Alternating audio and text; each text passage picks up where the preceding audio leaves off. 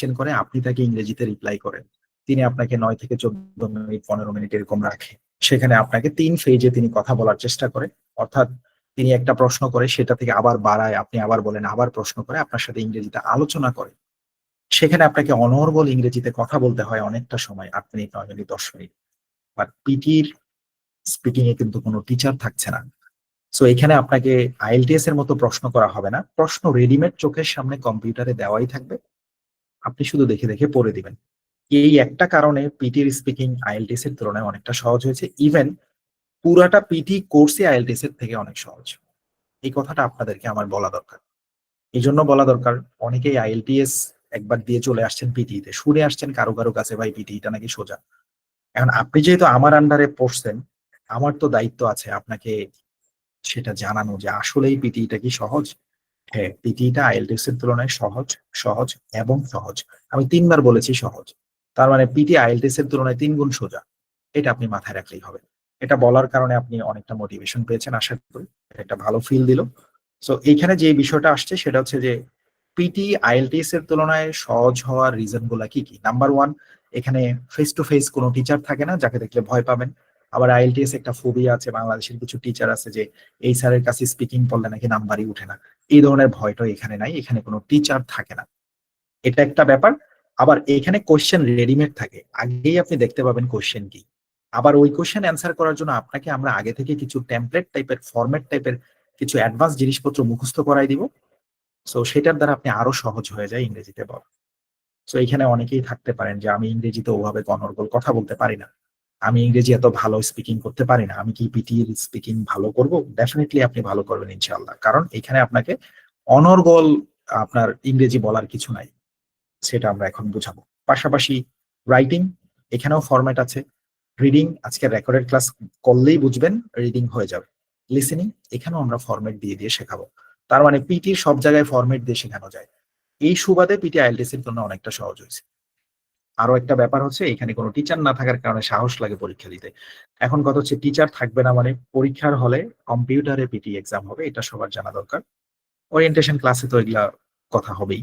So বাংলাদেশে 3টা saunters আছে সিম্পলি, উত্তরাতে একটা, ধানমন্ডি ড্যাফোডিলে একটা, চিটং এ একটা। মাঝে মাঝে ধানমন্ডিতে পাই ইন্টারন্যাশনাল নামে একটা ওপেন করে যখন সিটের ক্রাইসিস চলে তখন। বাট সচরাচর 3টাই থাকে। এক্সাম সেন্টারে ঢোকার পরে ওখানে একটা ডেস্কটপ থাকে, বড় মনিটর থাকে, 24 ইঞ্চি একটা বড় মনিটর থাকে, সেখানে আপনাকে বসানো হয়। ওই সেন্টারের একজন ভাই থাকে বা বোন থাকে, উনি আপনাকে ভিতরে নিয়ে বসায়, মাইক্রোফোন পরায় দেয় কানের দিয়ে মাথার উপরে, হেডফোন পরায় দেয়, কিবোর্ড টিবোর্ড সব রেডি করে দেয়, মাউস টাউস এগুলো সব থাকে। আপনি জাস্ট বসে বসে পরীক্ষা দেন, জাস্ট কম্পিউটারে পরীক্ষা দেওয়া, ওখানে কোনো টিচার থাকে না। এবং তারা বলে যাবে যে আপনার যদি কোনো প্রবলেম হয়, উপরে সিসি ক্যামেরা আছে, সিসি ক্যামেরার মধ্যে হাত তুললে আমরা বাহির থেকে আসবো। প্রবলেম না হলে কেউ হাত তোলে না, ওরাও আসে না, পরীক্ষা শেষ হলেই কেবল ওরা ঢুকে। এই হলো ব্যাপার। সো আমাদের ওখানে উত্তরাতে 4টা সিট আছে, ড্যাফোডিলে 10টা কম্পিউটার আছে একটা রুমে, আর চিটং এ বোধহয় 4টাই আছে যতদূর আমার মনে পড়ে বা জানি। তো এখানে কি হয়, আপনার পাশে আরো 3জন পরীক্ষা দেয়, ড্যাফোডিলে দিলে আপনার পাশে আরো 9জন পরীক্ষার্থী পরীক্ষা দিবে। এটা একটা কমন কোয়েশ্চেন যে আমি যখন এক্সাম দিব তখন পাশের জনরা চিল্লাচিল্লি করবে, তারাও তো স্পিকিং করবে, এগুলো আপনাকে ডিস্টার্ব করবে কিনা। যেহেতু কানের মধ্যে হেডফোন পরানো থাকে, আর সবাই আজকাল স্ট্র্যাটেজি জানে যে চিল্লায় পড়লে যেরকম মার্কেট পাওয়া যায় না, ওরকম এখানে নাম্বারও পাওয়া যায়। এই স্ট্র্যাটেজিটা মোটামুটি বাংলাদেশের এখন সবাই জানে, পৃথিবী জুড়াই সবাই জানে। স্পিকিং এর সময় চিল্লানি দিলেই নাম্বার কমে যাবে। কিন্তু আপনি যে অ্যাপ ইউনিতে পড়তেছেন, আলফাতে পড়তেছেন, এগুলোতে চিল্লানি দিলে নাম্বার বাড়ে। সমস্যাটা এইখানেই হয় যে ভাই এখানে তো জোরে জোরে পড়লে নাম্বার অনেক বেশি দেয়, আপনি তো বলতেছেন আস্তে আস্তে পড়তে, পরীক্ষার হলে কি ঘটবে, এটা এরকম একটা দুশ্চিন্তা থাকে। সো আপনি টেনশন করবেন না। যেহেতু আমি বলেছি আমার স্টুডেন্টদের ওভারঅল 90 আছে, সব ব্যান্ডে 90 ওয়ালা স্টুডেন্ট আছে। সো আমি জানি নতুন আপডেট হয়েছে পিটি, এর পরেও আমাদের 90 আছে। আমি, আপনারা দেখেছেন এগুলো, আমি জানি যে কোন স্ট্র্যাটেজিতে সেটা ভালো নাম্বার আসে। আর পিটি নিজেই তো সেগুলো আপনাদেরকে জানায়, কিভাবে ওয়েবসাইটের মধ্যে লিখে দেয়। এখন আমরা ওয়েবসাইট দেখি না, তাতেই হচ্ছে আমরা ওগুলো জানতে পারি না, বাট আমাদের তো কাজ ওগুলা ফলো করা সবসময়। সো আমি জানি ইনশাল্লাহ যে আপনি এখানে স্ট্র্যাটেজি ফলো করলে, কেউ চিল্লাচিল্লি, পাশের জন স্ট্র্যাটেজি শিখে আসলে পরীক্ষার হলে চিল্লায় না, চিল্লাইলে স্পিকিং এ নাম্বার বাড়ে না, সেই সুবাদে আপনি অতটা ডিস্টার্ব হবেন না। এগুলো নিয়ে প্যারা খাওয়ার দরকার নেই, এগুলো একদম ভেরি কমন কোশ্চেন। যে ভাই 10 জন থাকলে পাশের মানুষগুলো চিল্লাইলে আমার কি হবে? কিছুই হবে না। আপনার কানে হেডফোন থাকবে, আপনি আপনার মতো পড়ে যাবেন। আমি আরো একটা ব্যাপার আছে। লাস্ট মোমেন্টে আমি গিয়ে আপনাদেরকে একটা এক্সাম ফিটনেস এর ক্লাস দিব। সেই এক্সাম ফিটনেস ক্লাস, সেটাও একটা রেকর্ডেড ক্লাস। সেখানে আমি পুরো একটা রেকর্ড করে একটা এক্সাম দেখাবো। সেখানে আমি বলবো এক্সামের এই টাইমে এটা করবেন, ওই টাইমে এটা করবেন, পাশের জন চিল্লানি দিলে হেডফোনটা কিভাবে টান দিয়ে কানের মধ্যে উঠাবেন, কিভাবে ডান হাতে ক্লিক করলে বাম হাতে হেডফোন চাপ দিয়ে ধরে রাখবেন, কখন হেডফোনটা খুলে গলায় রাখবেন, কখন হচ্ছে কি আপনি চাপায় রাখবেন। এক্সাম ফিটনেস ক্লাসে সেটা সেটা আপনি লাস্ট মোমেন্টে পেয়ে যাবেন।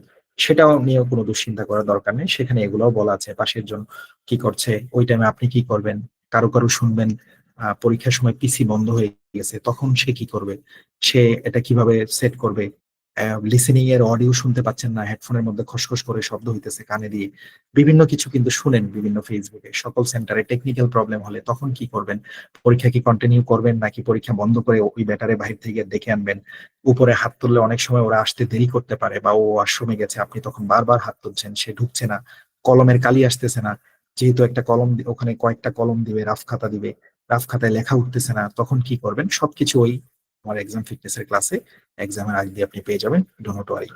এবং সাথে আমি একটা 6 মিনিটের একটা ভয়েস রেকর্ডিং করে দিয়ে দিই আপনাদের সবাইকে। সেই ভয়েসের মধ্যে বলা থাকে পরীক্ষার হলে কনফিডেন্স যদি লো হয়ে যায় পরীক্ষা কিভাবে খারাপ হইতে থাকে, যেন আপনার কনফিডেন্স লেভেল ভালো থাকে। অনেকের এক্সাম দিলে হাত পা ঘামায়। সেই 6 মিনিটের ভয়েসের ব্যাপারে বিভিন্ন জায়গায় রিভিউতে শুনেছেন যে ভাইয়ের সেই ভয়েসটা আমাকে দারুণভাবে মোটিভেটেড করেছে। সেটা আপনারাও পেয়ে যাবেন এক্সামের আগে দিয়ে। অলরাইট, এগুলো গুরুত্বপূর্ণ ব্যাপার। কোনো কিছু নিয়ে আপনার দুশ্চিন্তা করার দরকার নেই। আমি সবকিছুই আপনার জন্য রেডি করে রাখছি। আপনার শুধু কাজ ধৈর্য ধরে ক্লাসে খালি আমাদের সময় দেওয়া, এটাই আপনার কাজ। ওকে, এবার আসেন আমরা ফিরলাম আমাদের স্পিকিং এ। সো এখানে যেটা হলো, সিম্পলি আমাদের স্পিকিং এ যে 7টা কোয়েশ্চেন আছে, আমরা বলেছি এগুলা অন্যান্য স্পিকিং এর তুলনায় সহজ। এটা বলার কারণ এই যেন আপনারা ফিল করতে পারেন যে হ্যাঁ, আজকের পরে এই অনুভূতিটা হয় যে আপনি কি কোর্সটা আমার জন্য সহজ, আমি এটা পারবো। এবার স্পিকিং এ যে 7 ধরনের প্রশ্ন আছে, প্রত্যেকটা প্রশ্নকে আমি আক্ষরিক অর্থে কোনটা কি সেটা আমি আপনারে বলবো, আপনি খাতার মধ্যে খালি লিখবেন। কিভাবে লিখবেন? যেমন স্পিকিং এর প্রথম প্রশ্নটা আছে read aloud. Number 1, read aloud. So আপনি খাতার মধ্যে লিখেন নাম্বার 1, রিড অ্যালাউড, বা সংক্ষেপে RA লিখতে পারেন। এই জিনিসটা কি? দেখে দেখে পড়া। শুধু পাশে লিখে রাখেন দেখে দেখে পড়া। এখানে 2টা বা 3টা লাইন লিখে থাকবে, আপনি ওই লাইনটা শুধু পড়ে দেবেন, এইটুকুই আপনার কাজ। নাম্বার 2 লিখবেন শুনে শুনে বলা। সংক্ষেপে লিখবেন RS, বা রিপিট সেন্টেন্স, শুনে শুনে বলা। বাংলাটা লিখেন পাশে। আরেকবার বলছি আমি কি করছি, আমি আপনাকে প্রত্যেকটা প্রশ্নের ব্যাপারে আক্ষরিক ধারণাটা দিচ্ছি। রিড অ্যালাউড এর আক্ষরিক অর্থ দেখে দেখে পড়। রিড করো অ্যালাউডলি, অর্থাৎ জোরে জোরে খালি পড়লেন, আপনার পড়া যেন মানুষ শুনে। প্রশ্ন লিখাই থাকবে, নিজে থেকে বানানো লাগবে না কিছু। রিপিট সেন্টেন্স নাম্বার 2 দিয়ে লিখেছেন RS, বা রিপিট সেন্টেন্স। এটার পাশে লিখেছেন শুনে শুনে বলা। আপনার কানে হেডফোনে একটা বাক্য বলবে, সেটা শুনে আপনি বলবেন, নিজে থেকে কিছু বানানোর নেই। আপনার এসে বলবে বন্ধু কেমন আছো, আপনিও বলবেন বন্ধু কেমন আছো। সে আপনারে বলবে জ্যোৎস্না রাতে তারা ওঠে, আপনিও বলবেন জ্যোৎস্না রাতে তারা ওঠে। অর্থাৎ যা কানের মধ্যে বলবে শুনে শুনে আপনি খালি বলবেন, এটাই কাজ। 3 নাম্বার লিখবেন ডিসক্রাইব ইমেজ, বা DI। ডিসক্রাইব ইমেজ বা DI, তার পাশে লিখবেন, এই প্রশ্নটাতে না ছবি দেওয়া থাকে, ছবি। ছবির মধ্যে যা লেখা থাকে সেটারই শুধু ইংরেজিতে বলে দেওয়া, আর কিছুই না। জাস্ট পাশে লিখে রাখেন ছবি থেকে দেখে দেখে বলা। এখানেও আপনাকে আমরা ফরম্যাট দিয়ে দিব। সো নিজে থেকে একটু বানানো লাগে এখানে, ওই বানানোটা আমি বানাই দিব। যেমন ধরেন ছবিতে দেওয়া আছে একটা কুকুর, আহ, বা একটা বিড়াল, ধরেন যে ছবিতে দেওয়া আছে কেক খাইতেছে, একটা বিড়াল কেক খাইতেছে। এটাকে আপনার ইংরেজিতে বলতে হবে ডেসক্রাইব ইমেজে। এখন ডেসক্রাইব ইমেজের ইংরেজিতে বলতে গেলে আপনাকে বলতে হবে এই ছবিতে আমি দেখতে পাচ্ছি যে একটি বিড়াল বসে বসে কেক খাচ্ছে।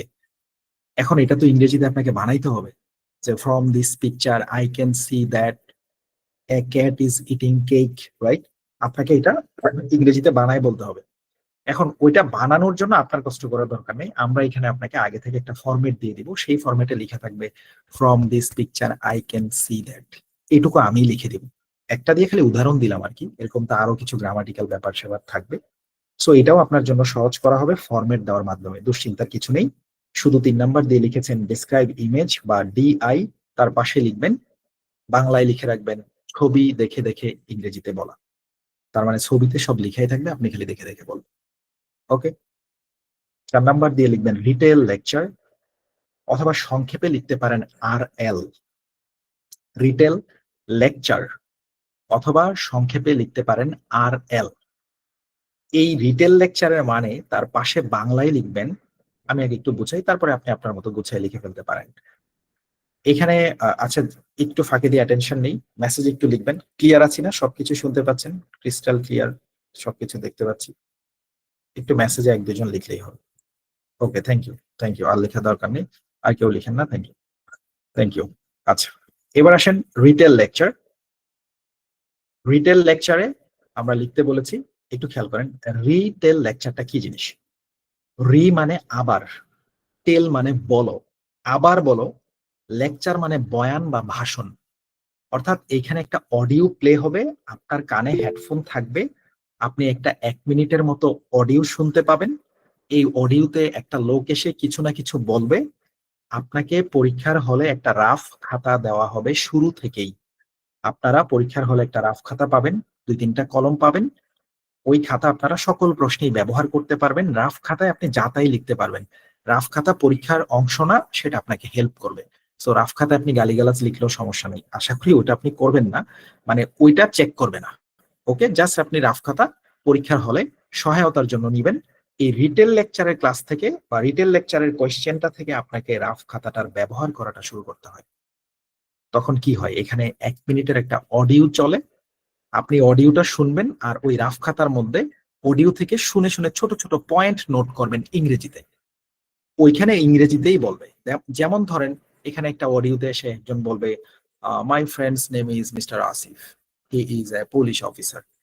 তো আপনি ওখানে খাতার মধ্যে লিখবেন mister Asif is a police officer, অথবা he is a police officer. অর্থাৎ যা বলবে সেখান থেকে ছোট ছোট 5-6টা পয়েন্ট লিখতে হয়। এরপরে ওই পয়েন্ট গুলো আপনাকে আবার বলতে দিবে মাইক্রোফোনে, স্পিকিং এ। সেখানে আপনি বলবেন যে এই লেকচারে আমি শুনেছি যে বলেছে মিস্টার আসিফ একজন পুলিশ অফিসার। সো আপনাকে এই লেকচারে আমি শুনেছি যে, এটার তো একটা ইংরেজি বানাইতে হবে, যে from this picture I have heard that, sorry, from this lecture I have heard that. এই লেকচার থেকে আমি শুনেছি যে, এখানে আই এর পরে পারফেক্ট টেন্স করেছি, হ্যাভ দিয়েছি, ভার্বের পাস্ট পার্টিসিপল দিয়েছি, লার্নড দিয়েছি, সরি হার্ড দিয়েছি, মানে আমি শুনতে পেয়েছি, হিয়ার এর past participle form hard. So এই গ্রামার গুলো আমরা রেডি করে এখানেও আপনাকে একটা ফরম্যাট বানাই দিব। ওই ফরম্যাটে লিখাই থাকবে from this lecture I have heard that, ওই পর্যন্ত লেখা থাকবে। দ্যাট এর পরে ওই যে খাতার মধ্যে আপনি টুকটাক টুকটাক নোট করেছেন, সেই নোটগুলো আপনি দেখে দেখে খালি পড়ে দিবেন।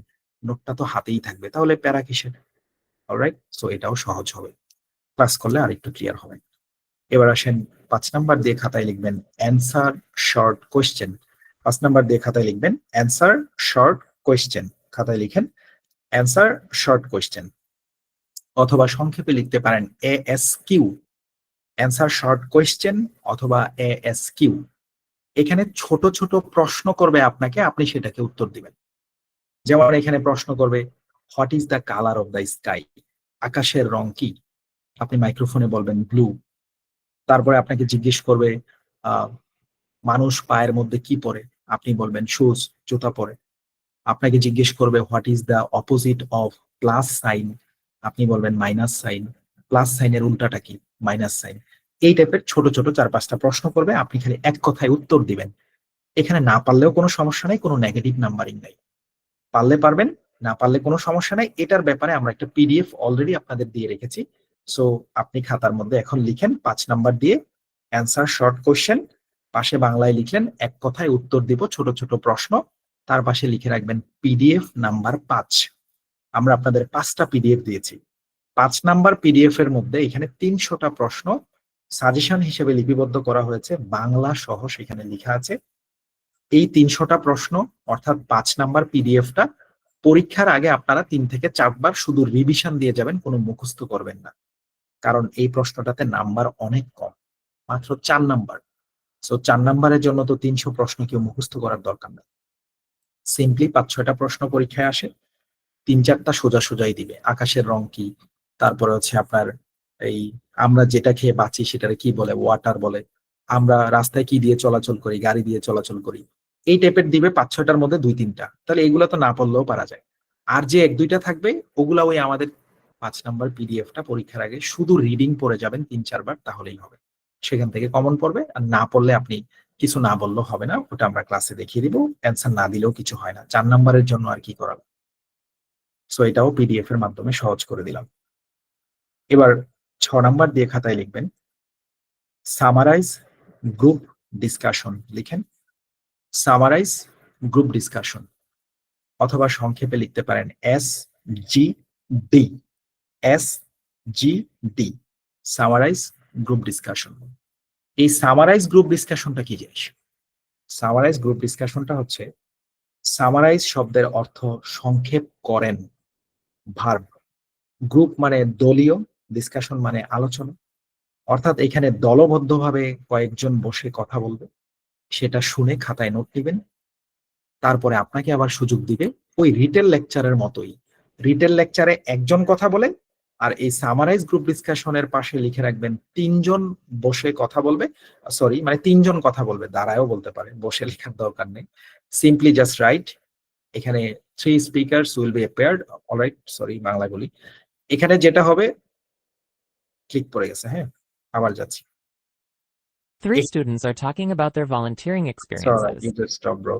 আচ্ছা, এখানে যেটা হবে সেটা হচ্ছে সিম্পলি আপনি খাতায় লিখবেন সামারাইজ গ্রুপ ডিসকাশন, তার পাশে বাংলায় লিখবেন 3জন কথা বলবে, শুনে শুনে খাতায় নোট করব, ওই 3জনের কথার ভিতর থেকে পয়েন্ট গুলো খালি নোট করব। তারপরে রিটেল লেকচারের মতো আবার আরেকটা ফরম্যাট দিয়ে দিব, সেই ফরম্যাটটা মুখস্থ করে ফেললেই হলো। ফরম্যাটের সাথে শুধু মিলায় মিলায় খাতা দেখে দেখে বলে দিবেন। তাহলে এটার জন্য অতি বেশি পরিশ্রম করার কিছু নাই, খাতায় লিখাই আছে, আর ফরম্যাট তো মুখস্থ করাই দিলাম। তাহলে আপনাকে জোর করে আর গ্রামার জানার দরকার পড়ছে না, বানানোর কিছু লাগছে না, আমি বানাই দিব, ওটা খালি মুখস্থ করে যাবেন। আর আপনার খাতায় যা লেখা হলো পরীক্ষার হলে, খাতাটা হাতে নিয়ে পড়ে পড়ে শুধু মিলাই দিবেন, হয়ে গেল এটা সামারাইজ গ্রুপ ডিসকাশন। গ্রুপ আলোচনাকে স্পিকিং এর মাধ্যমে সংক্ষেপ করবেন, ওরা যা বলবে সব নোট করার কোনো প্রয়োজন নেই। সিম্পলি অনেকক্ষণ তারা কথা বলবে, 3জন বসে প্রায় 3 মিনিটের মতো কথা বলে এই প্রশ্নটাতে। আপনি 3 মিনিটেতে সে অনেক কিছু বলবে, আপনার এত কিছু নোট করা লাগবে না। 3 মিনিটে এখানে একজন বলবে, বন্ধু ইউনিভার্সিটিতে অনেকদিন ধরে পড়াশোনা করতেছি, চলো আমরা ভার্সিটিতে পার্ট টাইম কিছু চাকরি বাকরি করি, এটা কেমন হবে? আবার আরেকজন বলবে, হ্যাঁ পার্ট টাইম চাকরি করলে তো তোর পড়াশোনা নষ্ট হবে, তো কিভাবে পড়াশোনা ম্যানেজ করবি? আর পাশে আরেকজন বলবে, ঠিক আছে একটা কাজ করতে পারোস, ভার্সিটির পরে ভার্সিটির ভিতরে কাজ করতে পারোস, তাইলে দূরে আর ট্রাভেল করে যাওয়া লাগবে না। এই যে তারা কথাগুলো বলছে, আপনি ওগুলো শুনে শুনে খাতার মধ্যে খালি লিখবেন পার্ট টাইম জবস এট ইউনিভার্সিটি, তারপরে লিখবেন যে travel time, saving travel time, ওইখানে যা বলবে খালি অডিওগুলো ইংরেজিতে শুনে শুনে এটা লিখা। তারপরে খাতায় লিখা হলো, আমরা আপনাকে ফরম্যাট মুখস্থ করাই দিব, ফরম্যাটের সাথে যোগ করে করে বাক্যগুলো শুধু বলে যাবেন। চলে গেলেন রেসপন্ড টু এ সিচুয়েশন বা স্পিকিং এর সর্বশেষ কোশ্চেন, 7 নম্বর প্রশ্ন। 7 নম্বর দিয়ে লিখবেন রেসপন্ড টু এ সিচুয়েশন অথবা RTS। সিম্পলি এটার পাশে লিখে রাখবেন পরিস্থিতি মোকাবেলা করা। লিখেন পরিস্থিতি মোকাবেলা করা। রেসপন্ড অর্থ হচ্ছে সাড়া দেওয়া, টু মানে প্রতি, এ মানে একটা, সিচুয়েশন মানে পরিস্থিতি। একটা পরিস্থিতির প্রতি আপনি কিভাবে সাড়া দিবেন, এই প্রশ্নটাতে পরিস্থিতিগুলো কেমন থাকে। এখানে এমন টাইপের প্রশ্ন থাকে, আপনাকে বলবে তুমি ভার্সিটিতে একটা ঝাঁকানাকা গাড়ি কিনে নিয়ে গেছো, সে তুমি ল্যাম্বরগিনি কিনছো, ভার্সিটিতে ঢুকে পার্কিং এর জায়গা খুঁজে পাইতেছো না, পাশেই দেখতেছো তোমার একটা বন্ধু আসতেছে গাড়ি নিয়ে, তারে জিজ্ঞেস করো তো পার্কিং এর জায়গাটা কোথায় আছে, তাকে তুমি কি বলবা? এই টাইপের সিচুয়েশন দাঁড় করিয়ে দিবে। আমরা আপনাকে উত্তর করতে বলবো কি, এইভাবে ইংরেজিতে বলতে হবে, হ্যালো বন্ধু, কেমন আছো? দেখতেছি তুমি গাড়ি চালাইতেছো, আমি নতুন গাড়ি নিয়ে আসছি, আমি খুঁজে পাইতেছি না পার্কিং এর জায়গাটা কোন জায়গায়, তুমি কি আমারে বলবা পার্কিং এর জায়গাটা কোথায় আছে, বা কোন দিক দিয়ে আমি যাব, আমার গাড়িটা আমি একটা ভালো জায়গায় পার্কিং করবো যেন বাচ্চা কাচ্চা সেখানে আঁচড় না লাগায়। এই টাইপের কিছু কথা বলা, এটাতেও আমরা ফরম্যাট দিব। ধরেন আপনি আপনার বন্ধুকে ডাক দিবেন কিভাবে, hello my dear friend, how are you. আমি এটা আপনার খাতায় লিখে দিব, হ্যালো মাই ডিয়ার এইটুক লিখে দিব, ফ্রেন্ড বলে সেখানে ফ্রেন্ড বসাই দিবেন। তারপর I hope you are doing well by the grace of almighty, আশা করি তুমি উপরওয়ালার কৃপায় ভালো আছো। Most importantly I want to inform you that this is my luxury car, I am searching the place where I can park my car. I have noticed that you are parking your car there. May I park there? এই টাইপের কথা আসবে। সেখানে আমরা ফরম্যাটের সাথে শিখাই দিব এগুলা কিভাবে বলা যেতে পারে। অলরাইট? অথবা কিছু, কিছু জায়গায় আপনি পাবেন এই টাইপের সিচুয়েশন পাবেন রেসপন্ড টু সিচুয়েশনে। বলবে যে তুমি যেই বাসায় থাকো সেই বাসায় তোমার যে ফ্ল্যাটমেটেরা আছে তারা প্রচুর পরিমাণে নয়েজ ক্রিয়েট করছে। অর্থাৎ তারা চিল্লাচিল্লি করছে। এখন তোমার পরীক্ষা কালকে সকালে। এখন তুমি তাদেরকে কি বলবা? অর্থাৎ আপনি এখানে তাদেরকে চিল্লাচিল্লি বন্ধ করার জন্য তাদেরকে আপনি কি বলতে পারেন? সো এখানে আপনি তাদেরকে তখন এইভাবে বলতে হবে যে hello my dear flatmates, I hope you are doing well by the grace of almighty. Most importantly I want to inform you that ওই প্রশ্নের মধ্যে লেখা আছে যে you guys are holding a party tonight at your room, but I have an important exam tomorrow morning, would you guys please stop the party. অথবা আপনি তাকে বলতে পারেন তোমরা কি পার্টিটা আজকের জন্য বন্ধ করতে পারো, কালকে আমার পরীক্ষা নেই, কালকে রাতে তোমাদের সাথে পার্টিতে জয়েন করব। এই টাইপের কিছু সিচুয়েশন এখানে দিয়ে দিবে। সেখানে আপনি আপনার মতো বলবেন this exam is very important for me, I really need to pass this exam by getting your cordial support.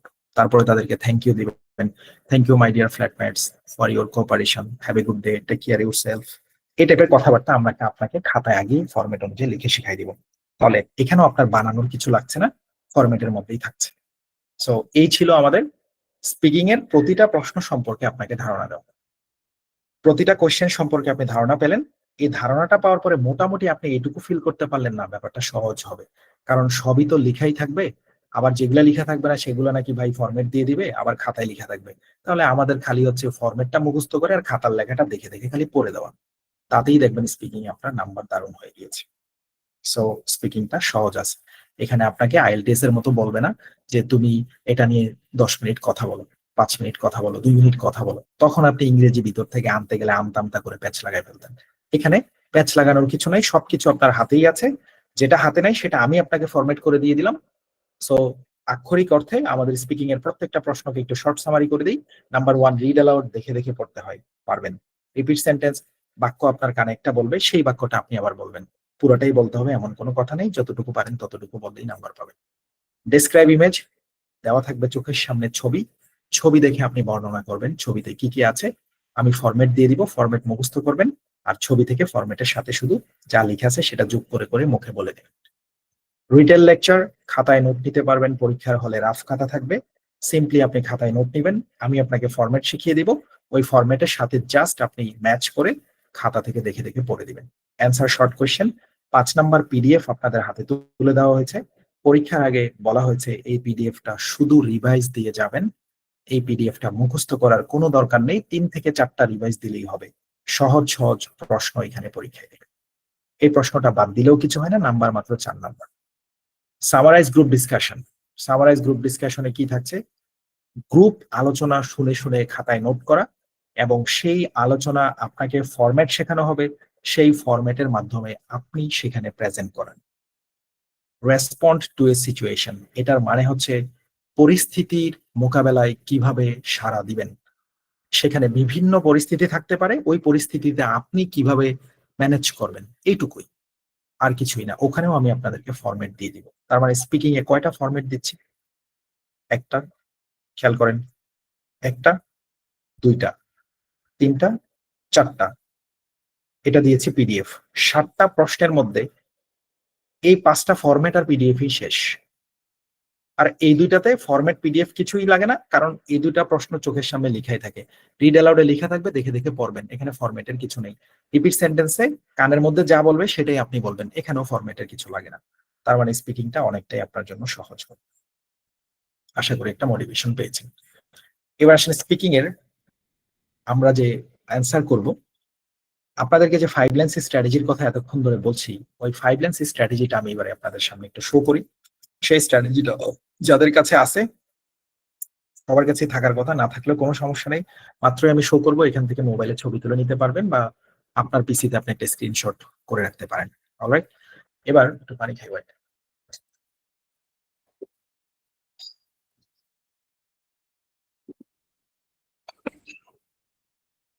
আলহামদুলিল্লাহ, ওকে। এবার আমরা আগাচ্ছি মোটিভেশনের সাথে। ওকে, সবাই মোটিভেটেড, ইনশাআল্লাহ পারবো। এবার স্পিকিং এর 5 লাইন্স স্ট্র্যাটেজিটা আমি একটু শো করি।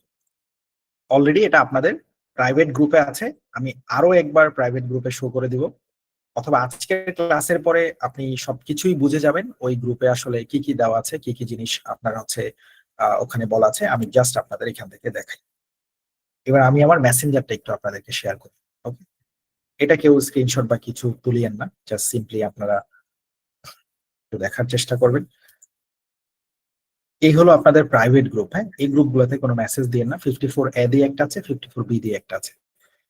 সো জাস্ট মেসেঞ্জার গ্রুপে 250 মেম্বার্স এর বেশি জায়গা হয় না। আমাদের নিজেদের অফিসার ম্যানেজাররাই থাকে কয়েকজন।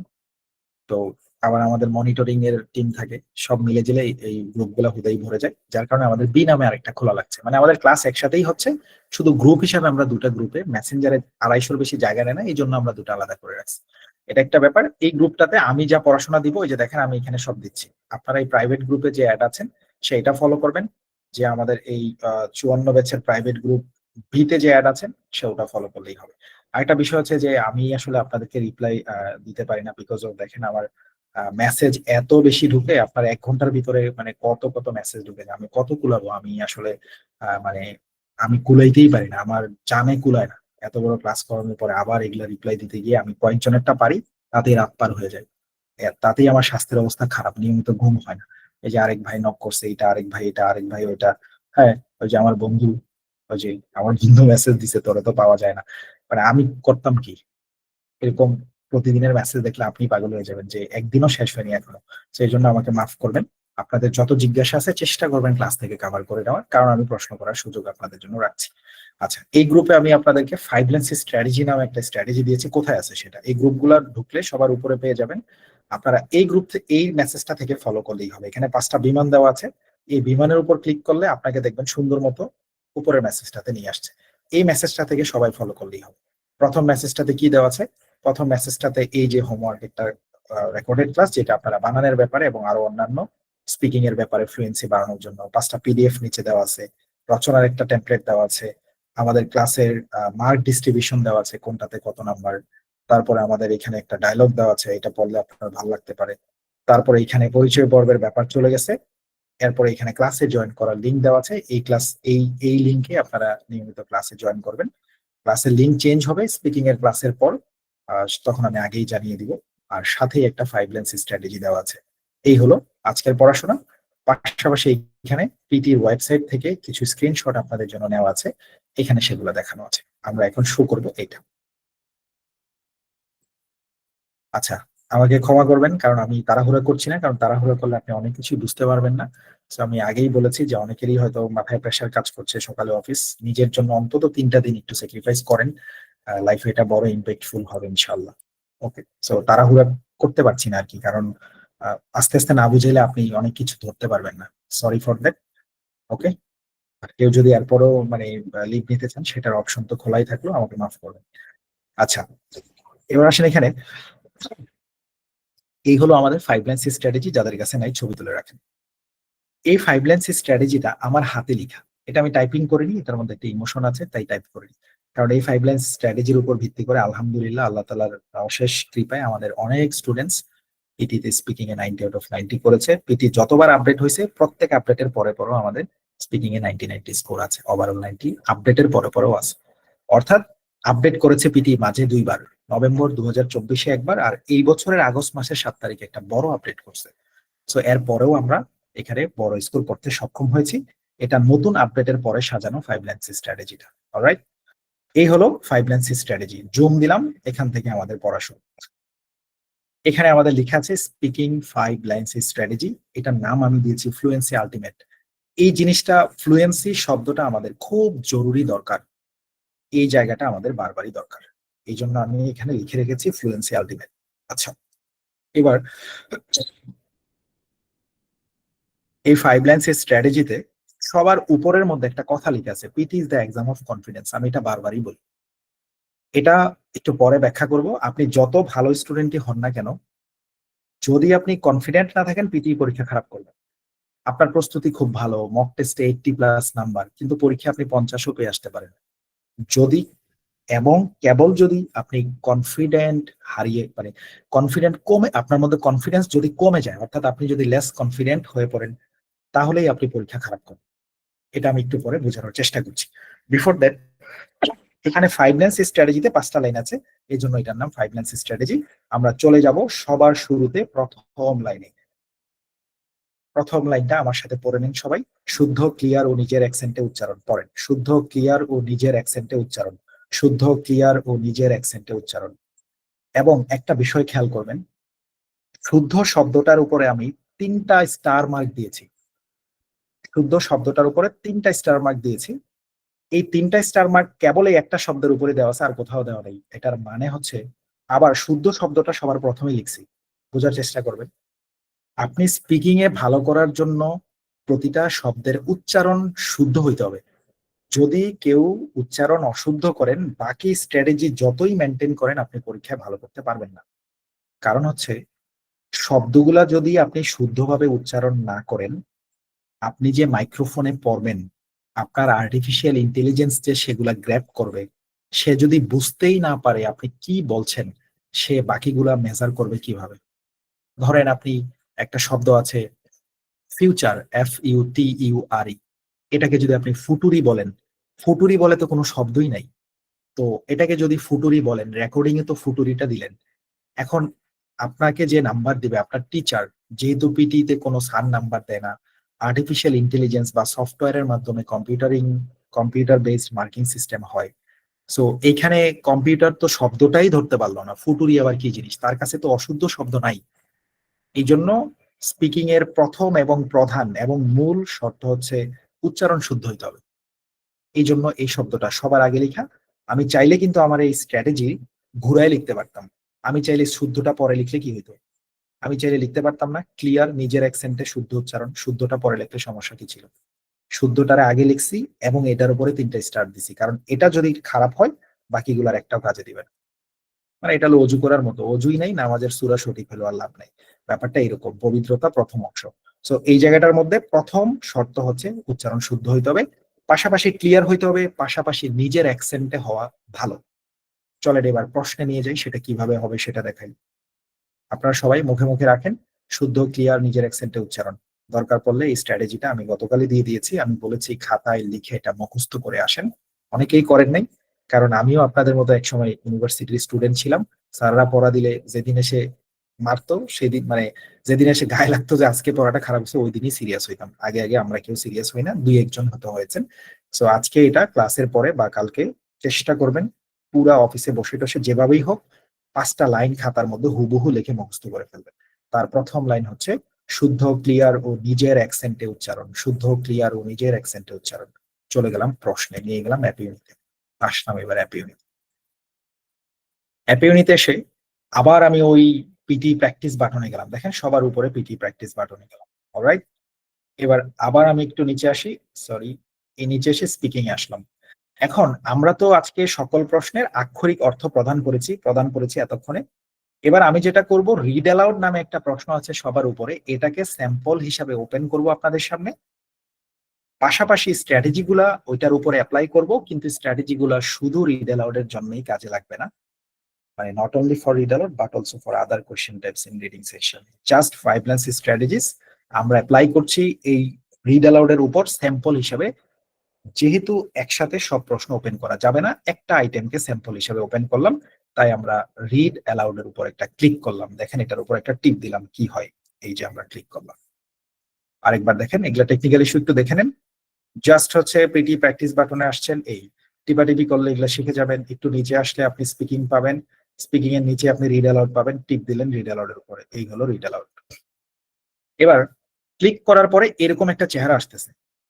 এই চেহারাটা হচ্ছে মাঝখানে একটা রেড কালারের বাটন আসতেছে, দেখেন তো এটাতে টিপ দিলে কি হয়?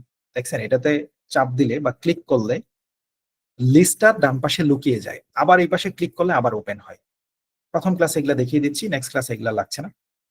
জাস্ট লিস্ট লুকানো, আবার লিস্ট সামনে আসা। এবার লিস্টটাকে আমি সামনে আনার পরে আপনি এখানে দেখতে পেলেন অল নামে একটা শব্দ আছে, তার আন্ডারে 1440টা প্রশ্ন আছে। অর্থাৎ এখানে 1440টা রিড অ্যালাউড আছে অ্যাপিএনিতে। এখানে উইকলি পি নামে একটা অপশন আছে, এটাকে বলে সাপ্তাহিক প্রেডিকশন। পি মানে প্রেডিকশন, অর্থাৎ এটা সাজেশন প্রোভাইড করে তারা। আর এখানে আছে অক্টোবর প্রেডিকশন। যেহেতু এখন অক্টোবর মাস চলছে, এটাকে আমরা নিজেরা বলি মাসিক প্রেডিকশন। যে মাসের নামে নামে ওরা একটা সাজেশন ফাইল এখানে দেয়, ওরা প্রেডিকশন করে এখান থেকে কমন পড়বে, মাঝে মাঝে পড়ে, ম্যাক্সিমাম টাইমে প্রেডিকশন থেকে কমন পড়ে না। এখন যেহেতু মাঝে মাঝে প্রেডিকশন থেকে কমন পড়বে, আবার এখানে অল কোশ্চেনে আছে 1440টা প্রশ্ন, এতগুলোও তো পড়া সম্ভব না। সেই জন্য আমরা জাস্ট প্রেডিকশন ফাইলটাকে ফলো করি, মাঝে মাঝে কমন পড়ে। কিন্তু কোনো প্রশ্ন পরীক্ষায় যদি কমন না পড়ে, ঘাবড়ানোর কিছু নাই। আমার কাজ আপনাদেরকে খেলা শেখানো। ওই মাঠে আগে জীবনেও খেলেন নাই, কোনো সমস্যা নাই, খেলা জানলে নতুন মাঠেও খেলা যায়। সো আপনি যদি বুঝতে পারেন পরীক্ষায় কিভাবে অ্যান্সার করতে হবে, প্রশ্ন কমন না পড়লেই কি, আপনার অ্যান্সার করার উপায়টা জানা থাকলেই হলো। অলরাইট, এবার আসেন আমরা এখানে অক্টোবর প্রেডিকশন থেকে পড়বো। তাহলে এবার খাতায় কি লিখবেন? খাতার মধ্যে একটু অর্গানাইজড ওয়েতে লিখবেন। এতক্ষণ তো আপনি স্পিকিং এর বিভিন্ন কোশ্চেনের ব্যাপারে আইডিয়া লিখেছেন, এখন তো আমরা রিড অ্যালাউড দিয়ে পড়া শুরু করে দিচ্ছি, তাই না?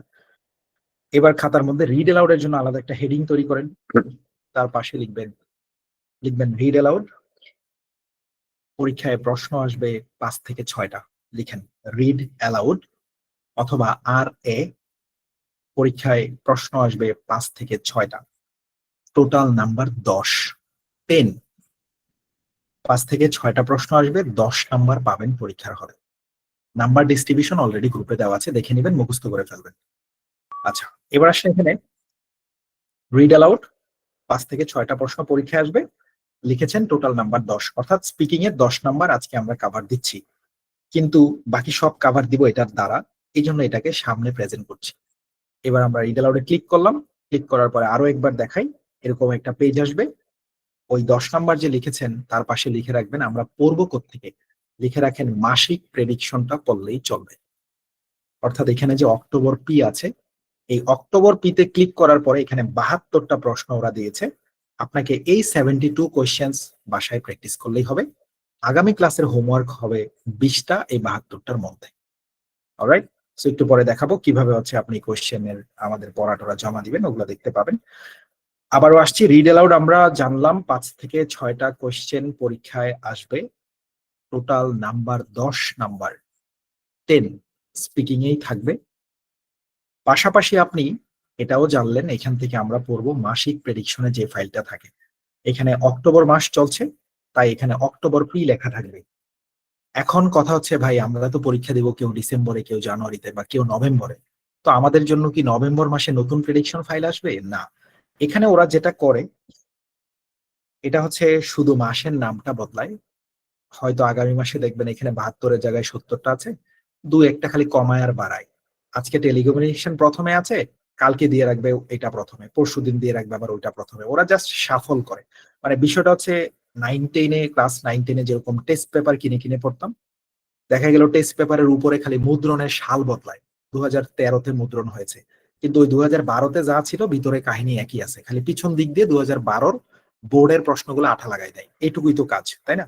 সো এইখানে সিস্টেমটা এরকম, আপনি যেই মাসেই এক্সাম দেন না কেন, ডো নট ওয়ারি। আপনি যেই মাসে এক্সাম দেন না কেন, আবারও বলছি, do not worry, just simply you just follow the monthly prediction file from read aloud. অর্থাৎ এইখানে আপনি জাস্ট সিম্পলি মাসিক প্রেডিকশনটা ফলো করেন, যে কয়টা থাকে ওই কয়টা শেষ করলেই হবে। 72টা অনেকে করবে না, 20-22টা করেই বুঝবে যে ভাই বুঝছি, এটা এত কিছু নাই, বাট করা উচিত যেহেতু স্যার বলছে। যাই হোক, প্রেডিকশন ফাইলটা পড়লেই হবে। এবার আমরা এখানে আহ, যেমন আমাদের যে 5 লাইন্স স্ট্র্যাটেজি করা লাগে, 5 লাইন্স স্ট্র্যাটেজি আপনি সকল বাক্যের উপরই করতে পারবেন। বাট এখানে আমি বলেছিলাম যে পরীক্ষা, আমি আপনাদের ক্লাসের আগে সবসময় চেষ্টা করি নিজে একটু পড়াশোনা করি, তারপরে আবার ক্লাসে বসি, এটা সব ক্লাসেই, এই জন্য আমি সারাদিন খালি টেবিলেই থাকি।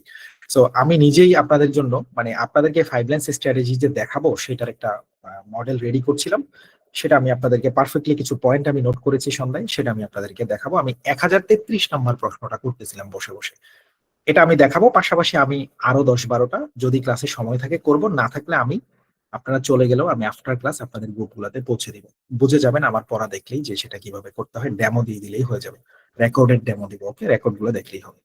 আচ্ছা, এখানে কোশ্চেনের নাম্বার লিখে আপনারা সার্চ করতে পারবেন উপরে ডান পাশের কোনায়, আবার প্রশ্নের নাম লিখেও আপনি সার্চ করতে পারবেন। যেমন এখানে দেখেন হ্যাশট্যাগ দিয়ে যে 380 লেখা আছে, এটা অ্যাপিউনির প্রশ্নের নাম্বার, আর টেলিকমিউনিকেশন যেটা লেখা আছে এটা হলো প্রশ্নের হেডিং।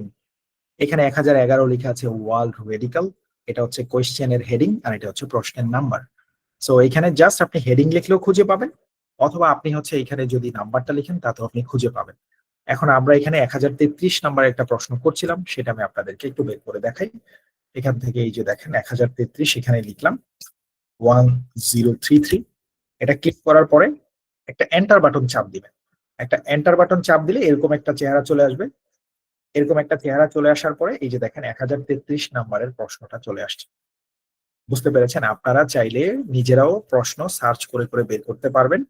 যেহেতু আমাদের সার্চ বাটনটা শিখতে হবে, কারণ আমরা প্রায় ক্লাসেই আমি আমার করা সাজেশন কিছু আপনাদেরকে দিব, সেখানে আমি নাম্বারগুলো লিখে দেবো, আপনারা যেন বের করে করে করতে পারেন। এবার একটু নিচে আসলেই এখানে কি হলো, এই যে একটু নিচে আসলেই মাউসটা নড়তেছে না, একটু টাইম দেন, দাঁড়ান নড়বে এখানে। আচ্ছা, একটু নিচে আসলেই এখানে প্র্যাকটিস নামে একটা বাটন দেখাবে। আরো একবার দেখা এটা কোত্থেকে আসছে। এই হলো পিটি প্র্যাকটিস বাটন, এই হলো রিড অ্যালাউড। ক্লিক করলাম রিড অ্যালাউড। প্রত্যেকটা প্রশ্নে এরকম লিস্ট আছে, আপনি এটা ক্লিক করলে লিস্ট ওখানে লুকায় যাবে, আবার ক্লিক করলে এটা সামনে আসবে। আর উপরে ডান পাশের কোনায় আপনি এখানে কোয়েশ্চেন নাম্বার দিয়ে সার্চ করতে পারবেন 1033। অর্থাৎ আমরা মাঝে মাঝেই কিছু চ্যাপ্টারে আমার হাতে লেখা সাজেশন দিব, সেখানে আমি শুধু প্রশ্নের নাম্বারগুলো লিখে দিব। সেগুলো যেন আপনারা এখানে ক্লিক করে জাস্ট লিখে এখানে একটা এন্টার বাটনে চাপ দিবেন, অথবা এই সার্চ বাটনটার মধ্যে ক্লিক করবেন। মাউস দিয়ে ক্লিক করলে এখানে আপনি কোশ্চেনটা পেয়ে যাবেন। এই হলো এগ্রিকালচারাল প্রবলেমস নামে এখানে একটা প্রশ্ন বের হয়েছে। একটু নিচে আসলেই আপনি এখানে প্র্যাকটিস নামে একটা অপশন পাবেন। এই প্র্যাকটিস বাটনে ক্লিক করলে আপনাকে তারা অরিজিনাল প্রশ্নটাতে নিয়ে যাবে। এই দেখেন অরিজিনাল প্রশ্নের মধ্যে নিয়ে আসছে। এগুলা টিপাটিপি করে শিখে যাবেন আশা করি। এবার 1033 নম্বরে যে প্রশ্নটা এখানে আপনি দেখতে পাচ্ছেন, এই প্রশ্নের একটা হেডিং আছে এগ্রিকালচারাল প্রবলেমস। এই ধরনের হেডিং পরীক্ষার হলে থাকবে না, শুধু প্রশ্নটা থাকবে আর উপরে এরকম করে লেখা থাকবে look at the text below. নিচে যে টেক্সট লেখা আছে সেটার দিকে তাকাইলাম। In 40 seconds you must read this text as naturally as clearly as possible. You have 40 seconds to read aloud. নিচের প্রশ্নটার দিকে তাকান, আপনাকে 40 সেকেন্ড সময় দিবে, এই প্রশ্নে যা লেখা আছে সেটা দেখে দেখে পড়ে দিবেন। এইটুকুই শুধু লেখা থাকবে। পরীক্ষার হলে এখানে এই টাইপের কিছু থাকবে না, এগ্রিকালচারাল প্রবলেমস মানে হেডিং থাকবে না, শুধু এরকম করে প্রশ্নটা থাকবে। এই বিষয়গুলো আপনারা আরো ক্লিয়ার হবেন যখন কোর্স শেষ করে আপনারা মক টেস্ট দিবেন। আমরা তো মক টেস্ট কথা বলেছি অলরেডি। সো মক টেস্ট আপনি অ্যাপিউনিতেই দিতে পারবেন। অ্যাপিউনি কেনার পরে সেটা মক টেস্ট এখানে অ্যাভেলেবেল হবে। এই যে এই অপশনে আছে মক টেস্ট, এখান থেকে দেওয়া যায়। সো সিম্পলি আপনি মক টেস্ট দিলে এগুলো ক্লিয়ার হয়ে যাবেন, কিভাবে পরীক্ষা আসে, কি লেনদেন। আর আমার এক্সাম ফিটনেস এর ক্লাস দেখলে তো হয়েই গেল, এটা নিয়ে আর দুশ্চিন্তা করার দরকার। আচ্ছা, এবার আসেন আমাদের এখানে কাজটা হচ্ছে, খাতায় লিখবেন প্রত্যেকটা রিড অ্যালাউড 35 সেকেন্ড করে রিভিশন টাইম দিবেন। একটা প্রশ্ন চোখের সামনে আসার পরে আপনাকে এখানে 35 সেকেন্ড সময় দিবে এটাকে রিভাইজ দেওয়ার জন্য। অর্থাৎ প্রশ্নটা দেখে একবার রিভাইজ দিয়ে নেবেন, প্রশ্নটা একবার পড়ে নেবেন। যেমন এটা কোথায় দেখলেন, একটু নিচে আসেন, দেখেন রিডো নামে একটা বাটন আছে, আরেকবার একটু খেয়াল করেন। একটু নিচে আসলেই এই যে রিডো নামে একটা বাটন আছে, দেখেন এই হলো রিডো একটা বাটন আছে। ওকে, সো এই রিডো বাটনটাতে জাস্ট আরেকবার ক্লিক করলে এটা আবার নতুন করে চালু হবে। দেখেন রিডো বাটনে ক্লিক করলাম, ক্লিক করার পরে এখানে দেখেন আবার নতুন করে চালু হয়েছে। এখানে 35 সেকেন্ডস আছে, কমে আসতেছে 27, 26, 25, 24, আস্তে আস্তে করে এটা কমে আসবে, আস্তে আস্তে করে এটা কমে আসবে। যখনই এটা কমে আসবে, জিরোতে আসবে, তখনই এখানে আপনার রেকর্ডারটা চালু হবে। এখনো রেকর্ডার চালু হয়নি, সো আপনি এখন মুখে মুখে যাই বলেন কিছুই রেকর্ড হবে না। যখনই এটা জিরোতে আসবে তখনই এখানে একটা পিপ করে শব্দ হবে, মানে আপনাকে একটা অ্যালার্ট দিবে যে আপনার রেকর্ডার চালু হয়েছে। দেখেন এখন একটা পিপ শব্দ করবে, এখনই খেয়াল করেন, এই যে একটা পিপ করে শব্দ হয়েছে এবং এখানে রেকর্ডারটা চালু হয়ে গেছে। আর এই যে এই পাশে একটা সেকেন্ডের কাটা চালু হয়েছে, এটা 40 সেকেন্ড পর্যন্ত থাকবে। দেখেন এটা নিজে নিজে আগাইতেছে, এই যে সবুজটা 1 সেকেন্ড 1 সেকেন্ড করে সামনে যাবে, এটা 40 সেকেন্ড পর্যন্ত থামবে। আপনার কাজ 40 সেকেন্ডের মধ্যে এখানে যা লিখে আছে দেখে দেখে পড়ে দিবেন, এটাই আপনার কাজ। এখন এটা পড়তে যদি 10 সেকেন্ড লাগে তো 10 সেকেন্ড পরেই এখানে ক্লিক করে থামাই দিবেন। এটা পড়তে যদি 20 সেকেন্ড লাগে, পড়া শেষ, এখানে মাঝখানে ক্লিক করে থামাই দিয়ে নেক্সটে ক্লিক করে পরের প্রশ্নে চলে যাবেন। এই হলো পরীক্ষার স্টাইল। সেটা মক টেস্ট দিলে ক্লিয়ার হয়ে যাবেন। অবশ্যই এক্সামের আগে মক টেস্ট দিয়ে এক্সাম দিতে যাবেন। আচ্ছা, এবার আসেন এখানে আমরা যতটা সিম্পল করার চেষ্টা করি সেটা আমরা করছি। আরো একবার ঝটপট, আমরা অ্যাপ ইউনিতে ঢুকেছি, লগ ইন করে তারপরে পিটি প্র্যাকটিস বাটনে এখানে আসছি, ওটাতে রাখার পরে আমরা স্পিকিং এ আসছি। স্পিকিং এ আসার পরে আমরা রিড অ্যালাউডে ক্লিক করছি, ক্লিক করার পরে এখানে অনেকগুলো প্রশ্ন আসছে, তারপরে উপরে ডান পাশের কোনায় প্রশ্ন লিখে সার্চ করেছি 1033 লিখে আপনি এখানে প্রশ্নটা পেয়েছেন। প্র্যাকটিস বাটনে ক্লিক করার পরে এইখানে নিয়ে আসছে আপনাকে। এই হলো প্রতিটা প্রশ্ন, এইভাবে আপনি চোখের সামনে পাবেন। ওকে, এবার আপনি যতবার রিডো বাটনে ক্লিক করবেন ততবারই এটা আবার করে আপনাকে 35 সেকেন্ড দিবে।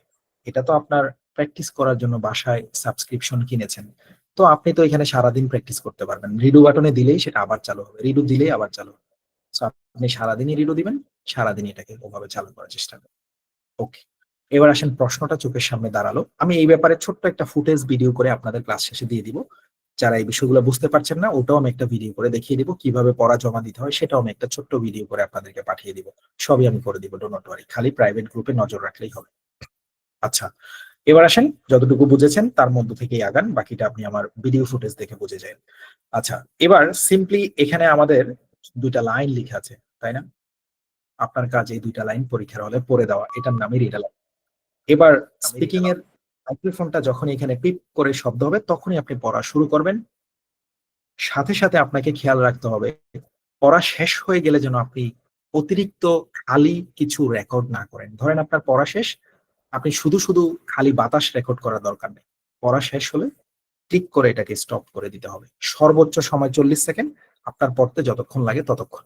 ওকে, এবার আসেন 5 লাইন্স স্ট্র্যাটেজির প্রথম লাইনটা মনে করেন তো, শুদ্ধ ক্লিয়ার নিজের অ্যাকসেন্টে উচ্চারণ।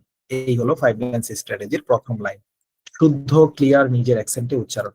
বুঝে নেন, শুদ্ধ হইতে হবে, ক্লিয়ার হইতে হবে, নিজের অ্যাকসেন্টে উচ্চারণ হতে হবে। চলে গেলাম প্রশ্নে, আরো ক্লিয়ার হবে। এই হলো আবার প্রশ্ন,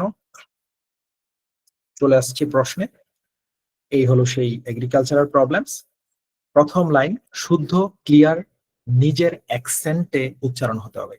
শুদ্ধ বলতে আমরা বুঝাচ্ছি এখানে যে কয়টা শব্দ লেখা আছে প্রত্যেকটা শব্দ যেন আপনি সঠিক উচ্চারণ করেন। যেমন এখানে প্রথম শব্দটা লেখা আছে এগ্রিকালচারাল, এই যে দেখেন। দ্বিতীয় শব্দটা লেখা আছে প্রবলেমস। এখন আপনি যদি বলার সময় এই এগ্রিকালচারালকে AGRI এগ্রি, CUL কুল, TURAL কুলটুরাল, দেখতে তো এগ্রিকালচারাল এর মতোই লাগে। এখন আপনি যদি এটাকে এগ্রিকালচারাল পড়েন তখনই এটা ভুল হওয়া শুরু হয়। প্রবলেমস কে তো আপনি প্রবলেমসও পড়তে পারেন, PROB প্রুভ। চলে আসছে প্রশ্নে, প্রবলেমস। এবার আসেন ক্লাইমেট, CLIMAT, চিলিমেটি, CLI চিলি, MAT মেটি। আপনি কিন্তু এটারে চিলিমেটিও বলতে পারেন। চেঞ্জ কে তো চেঞ্জিও বলতে পারেন, CHN চেঞ্জি বলতে পারেন না? পারেন, তখন ভুল হওয়া শুরু। সো প্রতিটা শব্দের শুদ্ধ উচ্চারণ হইতে হবে, নাম্বার 1। নাম্বার 2, আমি বলেছি শুদ্ধ ক্লিয়ার এবং নিজের অ্যাকসেন্টে উচ্চারণ হওয়া ভালো। ক্লিয়ার কি জিনিস? ধরেন আপনার উচ্চারণ শুদ্ধ হলো কিন্তু কথার মধ্যে ক্লারিটি নাই। সে আমি এখানে উচ্চারণ করলাম agricultural problem due to climate change, আমি প্রত্যেকটা শব্দের উচ্চারণ সঠিক করেছি কিন্তু স্পষ্ট করি নাই, মানে ক্লিয়ার হয় নাই কিন্তু শুদ্ধ হয়েছে। তার মানে শুধু শুদ্ধ হইলেই কাজ হবে না, এবার আবার ক্লিয়ার হইতে হবে। যেমন ধরেন এটাকে যদি আমি এইভাবে পড়ি, agricultural problem due to climate change, উচ্চারণ প্রত্যেকটা আমি শুদ্ধ করছি কিন্তু স্পষ্ট করি নাই। যখন আমি এভাবে পড়বো agricultural problems due to climate change, তখন গিয়ে পরীক্ষা নাম্বার পাবেন। মানে আপনি যদি পরিষ্কার করে বলতে পারেন, আপনাকে যেহেতু AI দ্বারা নাম্বারিং করা হবে, AI যত ক্লিয়ারলি শুনবে সে তত ভালো বুঝবে, সে আপনাকে তত ভালো স্টুডেন্ট মনে করে নাম্বার দিবে। এবং শব্দ পরিষ্কার করে উচ্চারণ করছেন কিনা এটার উপরেও নাম্বার আছে। এই গেল শুদ্ধ ক্লিয়ার উচ্চারণ, মানে আপনার কথা স্পষ্ট হইতে হবে। 3 নম্বরে থাকছে নিজের অ্যাকসেন্টে। অ্যাকসেন্ট কি জিনিস? ওই যে আমি লিখেছি 5 লাইন স্ট্র্যাটেজিতে, খেয়াল করেন, অ্যাকসেন্ট খাতায় লিখবেন ACCENT, অ্যাকসেন্ট। তার পাশে লিখবেন উচ্চারণের ভঙ্গি। মানে আমেরিকান ব্রিটিশরা মাঝে মাঝে মুখ বাঁকা তেরা করে কথা বলে না, ওটাকে অ্যাকসেন্ট বলে। সে এই লাইনটা যদি একজন আমেরিকানকে পড়তে দেন, সে হয়তো পড়বে agricultural problems due to climate change। একজন ব্রিটিশকে পড়তে দিলে সে মুখটা চেপে রাখবে, ব্রিটিশরা একটু মুখ চাপা রাখে, বেশি জোরে হা করে না। সে এখন ব্রিটিশ সে কেমনে পড়বে agricultural problems due to climate change, সেটা যার যার অ্যাকসেন্টে পড়েছে। কিন্তু আপনি কি আমেরিকান, আপনি কি ব্রিটিশ? নো।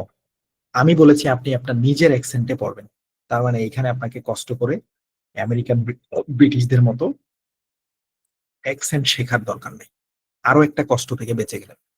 সো আপনি যদি এটাকে এইভাবে পড়েন, agricultural problems due to climate change, abnormal weather হবে। আপনি যদি নিজের অ্যাকসেন্টে পড়েন, agricultural problems due to climate change, abnormal weather, তাতেও হবে। কারণ রিয়েল এক্সাম তার গাইডলাইনে বলেছে আমরা কোনো অ্যাকসেন্ট জাজ করি না, আমরা প্রফিসিয়েন্সি জাজ করি। তুমি যেই দেশেরই হও না কেন, আমাদের এখানে সকল দেশের অ্যাকসেন্ট ইনকর্পোরেট করা আছে। তুমি যেই দেশের অ্যাকসেন্টেই পড়ো না কেন, আমরা সেই দেশের অ্যাকসেন্টেই নাম্বার দিতে রেডি। তাহলে কষ্ট করে আপনি আমেরিকান শিখে এসে নাম্বার নিবেন কেন, যদি আপনার এখানে নিজের যা আছে সেটা দিয়ে 90 পান। সো আমাদের স্টুডেন্টস যারা 90 করেছে স্পিকিং এ, কাউকে আমার জোর করে অ্যাকসেন্ট শেখানো লাগেনি। অর্থাৎ আপনারা এখন যে যেই অ্যাকসেন্টে আছেন, সে এখন কেউ বলবে আমি তো ভাই অস্ট্রেলিয়া থেকে জয়েন করেছি, আমাদের ক্লাসে অনেকে অস্ট্রেলিয়া থেকে জয়েন করে, কেউ অন্য দেশ থেকে জয়েন করেছেন। এখন আপনি বলতে পারেন যে আমি তো 2 বছর ধরে অস্ট্রেলিয়াতে থাকি, এখন তো পিটিয়ে দিতে হবে তাই কোর্সে আসলাম, এখন আমার তো কথা অস্ট্রেলিয়ানদের মতো হয়ে গেছে, আমার তো বাঙালি অ্যাকসেন্ট নাই। আমি তো আপনার 5 লেক্স হিস্ট্রিতে লিখেছি নিজের অ্যাকসেন্টে, আমি তো বলি নাই আপনার দেশের অ্যাকসেন্টে। অর্থাৎ আপনাদের এখন যার যেটা আছে প্রেজেন্টলি ওটাই রাখবেন, খালি শুদ্ধ ভাষায় কথা বলবেন। কেউ জোর করে এখানে আমেরিকান ব্রিটিশ হওয়ার চেষ্টা করবেন না, দরকার নাই। হইলেও লাভ আছে, আরে হইলেও লস নাই, না হইলেও লস নাই। সো যে যে অ্যাকসেন্টে আছেন, এখন যদি আপনি বলেন আমি আমেরিকান হয়ে গেছি, নো প্রবলেম, আপনি ওটাতেই থাকেন, জোর করে বাংলা শেখার বাংলা অ্যাকসেন্ট আসার দরকার। সিম্পলি যে যে অ্যাকসেন্টে আছেন সে সেই অ্যাকসেন্টেই থাকবেন, শুধু আমার কথাটুকু মানবেন, উচ্চারণগুলো যেন শুদ্ধ হয় এবং সেগুলো যেন স্পষ্ট হয়। এখন কথা হচ্ছে ভাই স্ট্র্যাটেজি শিখালেন, যদি আমি শুদ্ধ না করতে পারি ওটার সমাধান দেন, যদি আমি স্পষ্ট না করতে পারি ওটার সমাধান দেন। আসল খেলা তো এইখানে। উচ্চারণ শুদ্ধ করার জন্য কি করবেন, একটা রিড অ্যালাউড ওপেন করার পরে অ্যাপিউনি এই সুবিধাটা দিবে আপনাকে, আপনি রিড অ্যালাউডের শব্দটার উপরে ক্লিক করলে তার উচ্চারণটা শুনতে পাবেন। যেমন ধরেন আপনি রিড অ্যালাউডটা বাসায় যখন প্র্যাকটিস করবেন, তখন কিন্তু 35 সেকেন্ডে এটাকে ছেড়ে দিবেন না। পরীক্ষার হলে আপনি রিড অ্যালাউডকে 35 সেকেন্ড সময় পাবেন রিভিশন দেওয়ার জন্য, বাসায় কিন্তু আপনি 35 সেকেন্ড কেন 35 মিনিট ধরে বসে থাকেন। বাসায় যতক্ষণ একটা রিড অ্যালাউডের সকল শব্দের সঠিক উচ্চারণ আপনি না শিখছেন, ততক্ষণ এটাকে পারফরমেন্সে আনবেন না, অর্থাৎ ততক্ষণ এটাকে পারফর্ম করবেন না। যেমন আপনি যদি জানেন এটার অর্থ উচ্চারণ এগ্রিকালচারাল, ওকে গুড। যদি জানেন এটার উচ্চারণ ক্লাইমেট, দেন গুড। যদি জানেন এটার উচ্চারণ জানি না, তাহলে করবেন কি, আপনি এটার উপরে ক্লিক করবেন। দেখেন ক্লিক করছে, depletion, ক্লিক করার পরে তারা আপনাকে উচ্চারণটা বলবে, এই মাইকের মধ্যে ক্লিক ক্লিক depletion, করেন। সে বলছে ডিপ্লিশন। এবার আপনি নিজের মুখে 2-3 বার করে বলবেন ডিপ্লিশন, ডিপ্লিশন, ডিপ্লিশন, অথবা আরো 2-3 বার এটারে ক্লিক করবেন। depletion, depletion, depletion, depletion, depletion, depletion, এরকম করে আপনি এটাকে শিখবেন। তারপরে যে কোনো জায়গায় ক্লিক করলে চলে যাবে। এবার পরে এটা কি, কলাপেসি। এবার ক্লিক করে দেখি তো এটা কলাপেসি কিনা। ক্লিক করলাম, collapse, কিন্তু সে বলছে কোলাপস। সে ইউকের মানুষ, তাই সে বলেছে কোলাপস। আপনাকে এখানে কোলাপস বলার দরকার নাই, আপনি বলবেন কলাপস। এটাকেই বলে ওর অ্যাকসেন্ট দখল করার দরকার নেই, কিন্তু শুদ্ধ উচ্চারণে সেও কলাপস বলেছে, আপনিও কলাপস বলবেন। শুধু সে ব্রিটিশ বিদায় বলার সময় কোলাপস একটু চাপ দিয়ে ফেলছে, কিন্তু সে কলাপসই বলছিল। আপনার কাজ শুধু কলাপস হিসেবে এটাকে শিখে, এটা কলাপেসি না, এটা কলাপস। তাহলে আপনি কি করলেন, এভাবে আপনি শিখলেন কলাপস, কলাপস, কলাপস। এবার আপনি আবার উচ্চারণগুলো করবেন, depletion, depletion, depletion, collapse, collapse, collapse, become, become, become, problems, big parts, world, many are now focusing on ethics, ethics, ethics, family farming as a way to combat, combat, combat। অর্থাৎ উচ্চারণগুলো আগে cover দিয়ে নিতে হবে। এখন কথা হচ্ছে এখানে 2-1 জন আছে যাদের উচ্চারণের অবস্থা খুব খারাপ, ইংরেজির উচ্চারণ 1 দিন 2 দিনে পারবেন না, যেটা সত্য সেই কথা সত্যই, হুদাই হুদাই পাম ভরায় লাভ নাই। এই উচ্চারণ আপনি শিখছেন ক্লাস 1 থেকে, এখন পর্যন্ত আপনি এই উচ্চারণে ভালো, মানে ছোটবেলা থেকে আপনি উচ্চারণে ভালো, অথবা 1-2 বছর খুব বেশি ইংরেজির উপর প্র্যাকটিস করেছেন, একদিন ধরেই আপনি উচ্চারণে জিরো থেকে হিরো কোনোদিনও হইতে পারবেন না। বাট আপনার হাতে তো সময় আছে 2 মাসের মতো পরীক্ষার, এই 2 মাস জন্য প্রতিদিনই আপনি এই রিড অ্যালাউডের কিছু না কিছুর উপর ক্লিক করে করে উচ্চারণগুলা পড়ে পড়ে নিজের মুখে 2-3 বার বলে বলে, যদি তাতেও কাভার না হয়, আপনি দরকারে খাতার মধ্যে লিখবেন। কেমনি লিখবেন, COLLAPSE তার পাশে বাংলায় টান দিয়ে লিখবেন ক লয়কা লা প দন্তাস কলাপস। এখানে লিখবেন DEPLETION, তার পাশে লিখবেন ডরস্কের ডি পয়লয় সংযুক্ত রস্বইকার ডিপ্লি তালিবর্ষ দন্তন্য ডিপ্লিশন। এইভাবে খাতায় লিখে হইলেও আপনাকে উচ্চারণ শিখে আসতে হবে, আদারওয়াইজ কিন্তু আপনি স্পিকিং এ ভালো রেজাল্ট কখনোই করতে পারবেন। সো যাদের উচ্চারণের সমস্যা আছে সিম্পলি এখান থেকে ক্লিক করে করে একটা রিড অ্যালাউডকে অনেকক্ষণ ধরে যত্ন করে আগামী ক্লাসের জন্য 20টা পড়া থাকলো, ওই 20টার মধ্যে 20টাকে দরকারে আপনি 3 ঘন্টা ধরে করেন। উচ্চারণগুলো আগে দেখে নেন, তারপরে আমার 5 লেন্স স্ট্র্যাটেজির বাকিগুলো খেয়াল করেন। আর যাদের কথা স্পষ্ট না, ক্লারিটি নাই, যাদের গলা একটু ভাঙা, যাদের গলা একটু চিকন, গলায় কথা বলার সময় বাতাসের শব্দ হয়, কোনো না কোনো কারণে যে বুঝতে পারবেন যে ভাই আমার গলাটাতে স্পষ্ট না, আমি ন্যাচারালি ভাই এমনি কথা বলি, এখন চাইলে তো আপনার গলা আমরা বদলাইতে পারবো না, এটা তো আল্লাহ প্রদত্ত। সো প্রথম কাজ কি, আল্লাহর উপর খুশি হওয়া, কারণ খুশি হইলে আল্লাহ আপনার রেজাল্ট এমনি বাড়াই দিবে, শুকরিয়া আদায় করলে আল্লাহ বাড়াই দেয়, এটা আল্লাহর কথার মধ্যেই আছে। প্রথম কাজ, এটা নিয়ে মন খারাপ করবেন না। হয়তো আপনি এই অ্যাপিউনিতে নাম্বার একটু কম পাবেন, বাট রিয়েল এক্সাম বলে রেখেছে আমাদের এখানে, মানে রিয়েল এক্সামের এআইটা, মানে অর্থাৎ যেখানে আপনি মূল পরীক্ষা দিবেন তাদের যে এআই, সেন্ট্রালি যে এআই দিয়ে তারা আপনাকে নাম্বারিং করে, ওই এআই খুবই ভার্সাটাইল। সেখানে ভাঙা গলার মানুষও আমাদের কাছে ছিল, আগেও পড়েছে, তারাও স্পিকিং এ 70+ স্কোর করতে পেরেছে, কিন্তু অ্যাপিউনিতে টেনে টুনে 50ও হইতো না গলা ভাঙার কারণে। কারণ এগুলো তো থার্ড পার্টি পোর্টাল, অ্যাপিউনি যেগুলা আমরা পড়ি, আলফা যা যা আছে, এগুলা খুব পারফেক্ট না হলে নাম্বার দিতে চায় না, একেবারে 100% পারফেক্ট হলে এগুলা নাম্বার দেয়।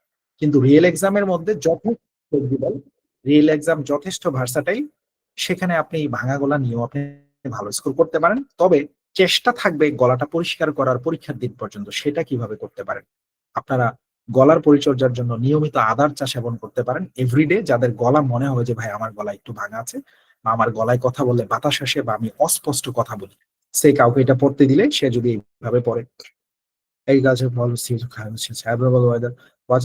মানে স্পষ্ট না, সে গলার স্পষ্টতা রক্ষা করার জন্য নিয়মিত আদা চাবাইতে পারেন। প্রতিদিনই 1-2 টুকরা করে আদা চাবাবেন, গলা একটু একটু করে ক্লিয়ার হবে। অর্থাৎ আপনি সবসময় গলাটাকে পরিষ্কার রাখার চেষ্টা করবেন, সেটা আদার দ্বারা সব থেকে ভালো হয়। এটা 1 দিন 2 দিনে না, টানা যদি 1-1.5 মাস করতে থাকেন, আপনি যদি 1.5 মাসে আপনি 90 টুকরা আদা খেতে পারেন প্রতিদিন 2টা করে, দেখবেন 1.5 মাস পরে আপনার গলার টোনটা অনেকটা সুন্দর হয়ে গেছে।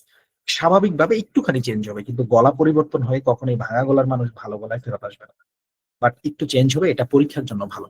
অলরাইট, এটা যাদের আছে তাদের, আর যাদের নাই ম্যাক্সিমাম মানুষের তো ভালোই গলা। So do not worry.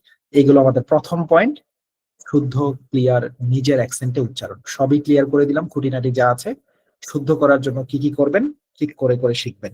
Clear মানে গলার স্পষ্টতা বাড়ানোর জন্য আদার চা, গরম পানি, এগুলোর উপর একটু আপনি জোর দিতে পারেন। আর নিজের অ্যাকসেন্ট তো সেটা আপনি জানলেনই, আপনি যেই ভাষায় কথা বলেন ইংরেজি শুদ্ধ করে বললেই হবে, জোর করে আমেরিকান ব্রিটিশদের মতো হওয়ার দরকার নেই। চলে গেলাম স্ট্র্যাটেজি নাম্বার 2। এই হলো আমাদের স্ট্র্যাটেজি নাম্বার 2। সবাই একটু স্ট্র্যাটেজি নাম্বার 2টা নিজেরা পড়েন, পড়েন, নিজেরা পড়েন একদম। আপনি আপনার জায়গা থেকে জোরে জোরে শব্দ করে পড়েন, শব্দ শোনা যাবে না, মিউট করা আছে।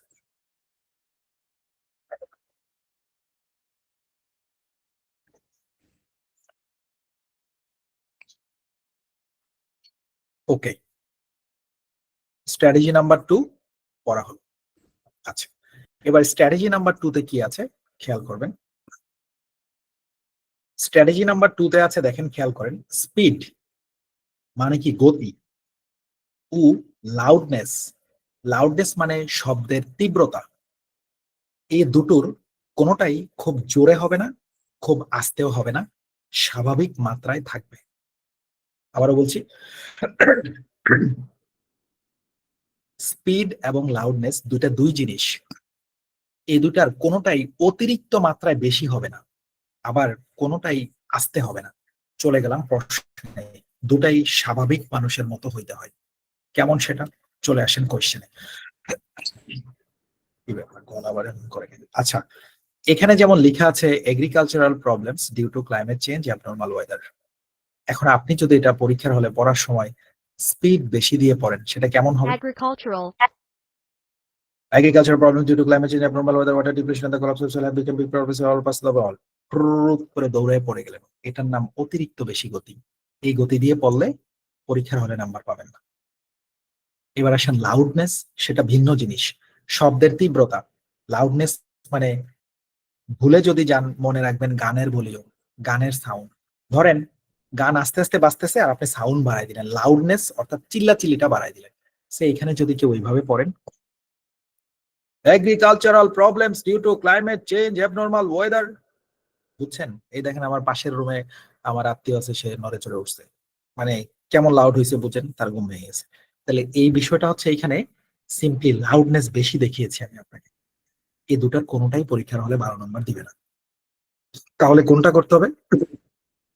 লাউডনেস এবং স্পিড দুটা একজন ভদ্র মানুষ, একজন স্বাভাবিক মানুষ যেইভাবে পড়ে ঠিক সেভাবে হইতে হবে। আবার এই দুইটা কম হইলেও হবে না। ধরেন আপনি স্পিড অনেক কমাই দিলেন, কেমন সেটা? agricultural problems due to climate change, abnormal weather, water depletion and the collapse of soil have become big problems in all parts of the world. আপনি 40 সেকেন্ডে সুন্দর মতো আস্তে আস্তে পড়ে পড়ে শেষ করলেন, কিন্তু এই গতিতেও কাজ হবে না। আবার আপনি এতটা আস্তে পড়ছেন, লাউডনেস একদম মানে গানের ভলিউম খুব কমাই দিচ্ছেন, সেটা কেমনে? agricultural problems due to climate change, abnormal weather, water depletion, এটা দিয়েও কাজ হবে না। অর্থাৎ এখানে অস্বাভাবিক কোনো কিছু করা যাবে না। এখানে একজন স্বাভাবিক মানুষের মতো লাউডনেস এবং গতি নর্মাল রাখতে হয়। সেটা কেমন? agricultural problems due to climate change, abnormal weather, water depletion and the collapse of soil have become big problems in all parts of the world. Many are now focusing on ethics and family farming as a way to combat these issues. অর্থাৎ আপনাকে এখানে একজন smart reader হইতে হবে। এই জন্য আপনি অতিরিক্ত বেশি চিল্লাচিল্লি করবেন না, আবার এখানে আপনি খুব আস্তে আস্তে মিনমিন করেও যাবেন না। এখানে একটা স্বাভাবিক মাত্রায় আগাবেন। এখন কথা হচ্ছে, যখনই আপনি স্বাভাবিক মাত্রায় পড়তে যাবেন, এই পোর্টাল গুলা আপনাকে নাম্বার কমাই দিবে বা অতি ভালো নাম্বার দিবে না। কিন্তু এখানে যদি চিল্লায় চিল্লায় পড়েন, দেখবেন আপনাকে 90-র মধ্যে 90ও দিয়ে দিছে অনেক সময়। ওটা পরীক্ষার হলে কখনোই কাজে দিবে না। এখন এটা কি আমার কথা না, এটা পরীক্ষক পিয়ারসন যে পরীক্ষা নেয়, পিটি মানে তো পিয়ারসন টেস্ট অফ ইংলিশ, পিয়ারসনের ডিরেকশনে এই কথা বলা আছে। সেটা আমি অলরেডি আপনাদের গ্রুপে স্ক্রিনশট দিয়ে দিয়েছি এবং একটু পরে দেখাই দিব। সেখানে বলাই আছে যে স্পিড এবং লাউডনেস দুটাই স্বাভাবিক মাত্রায় রাখতে হয়।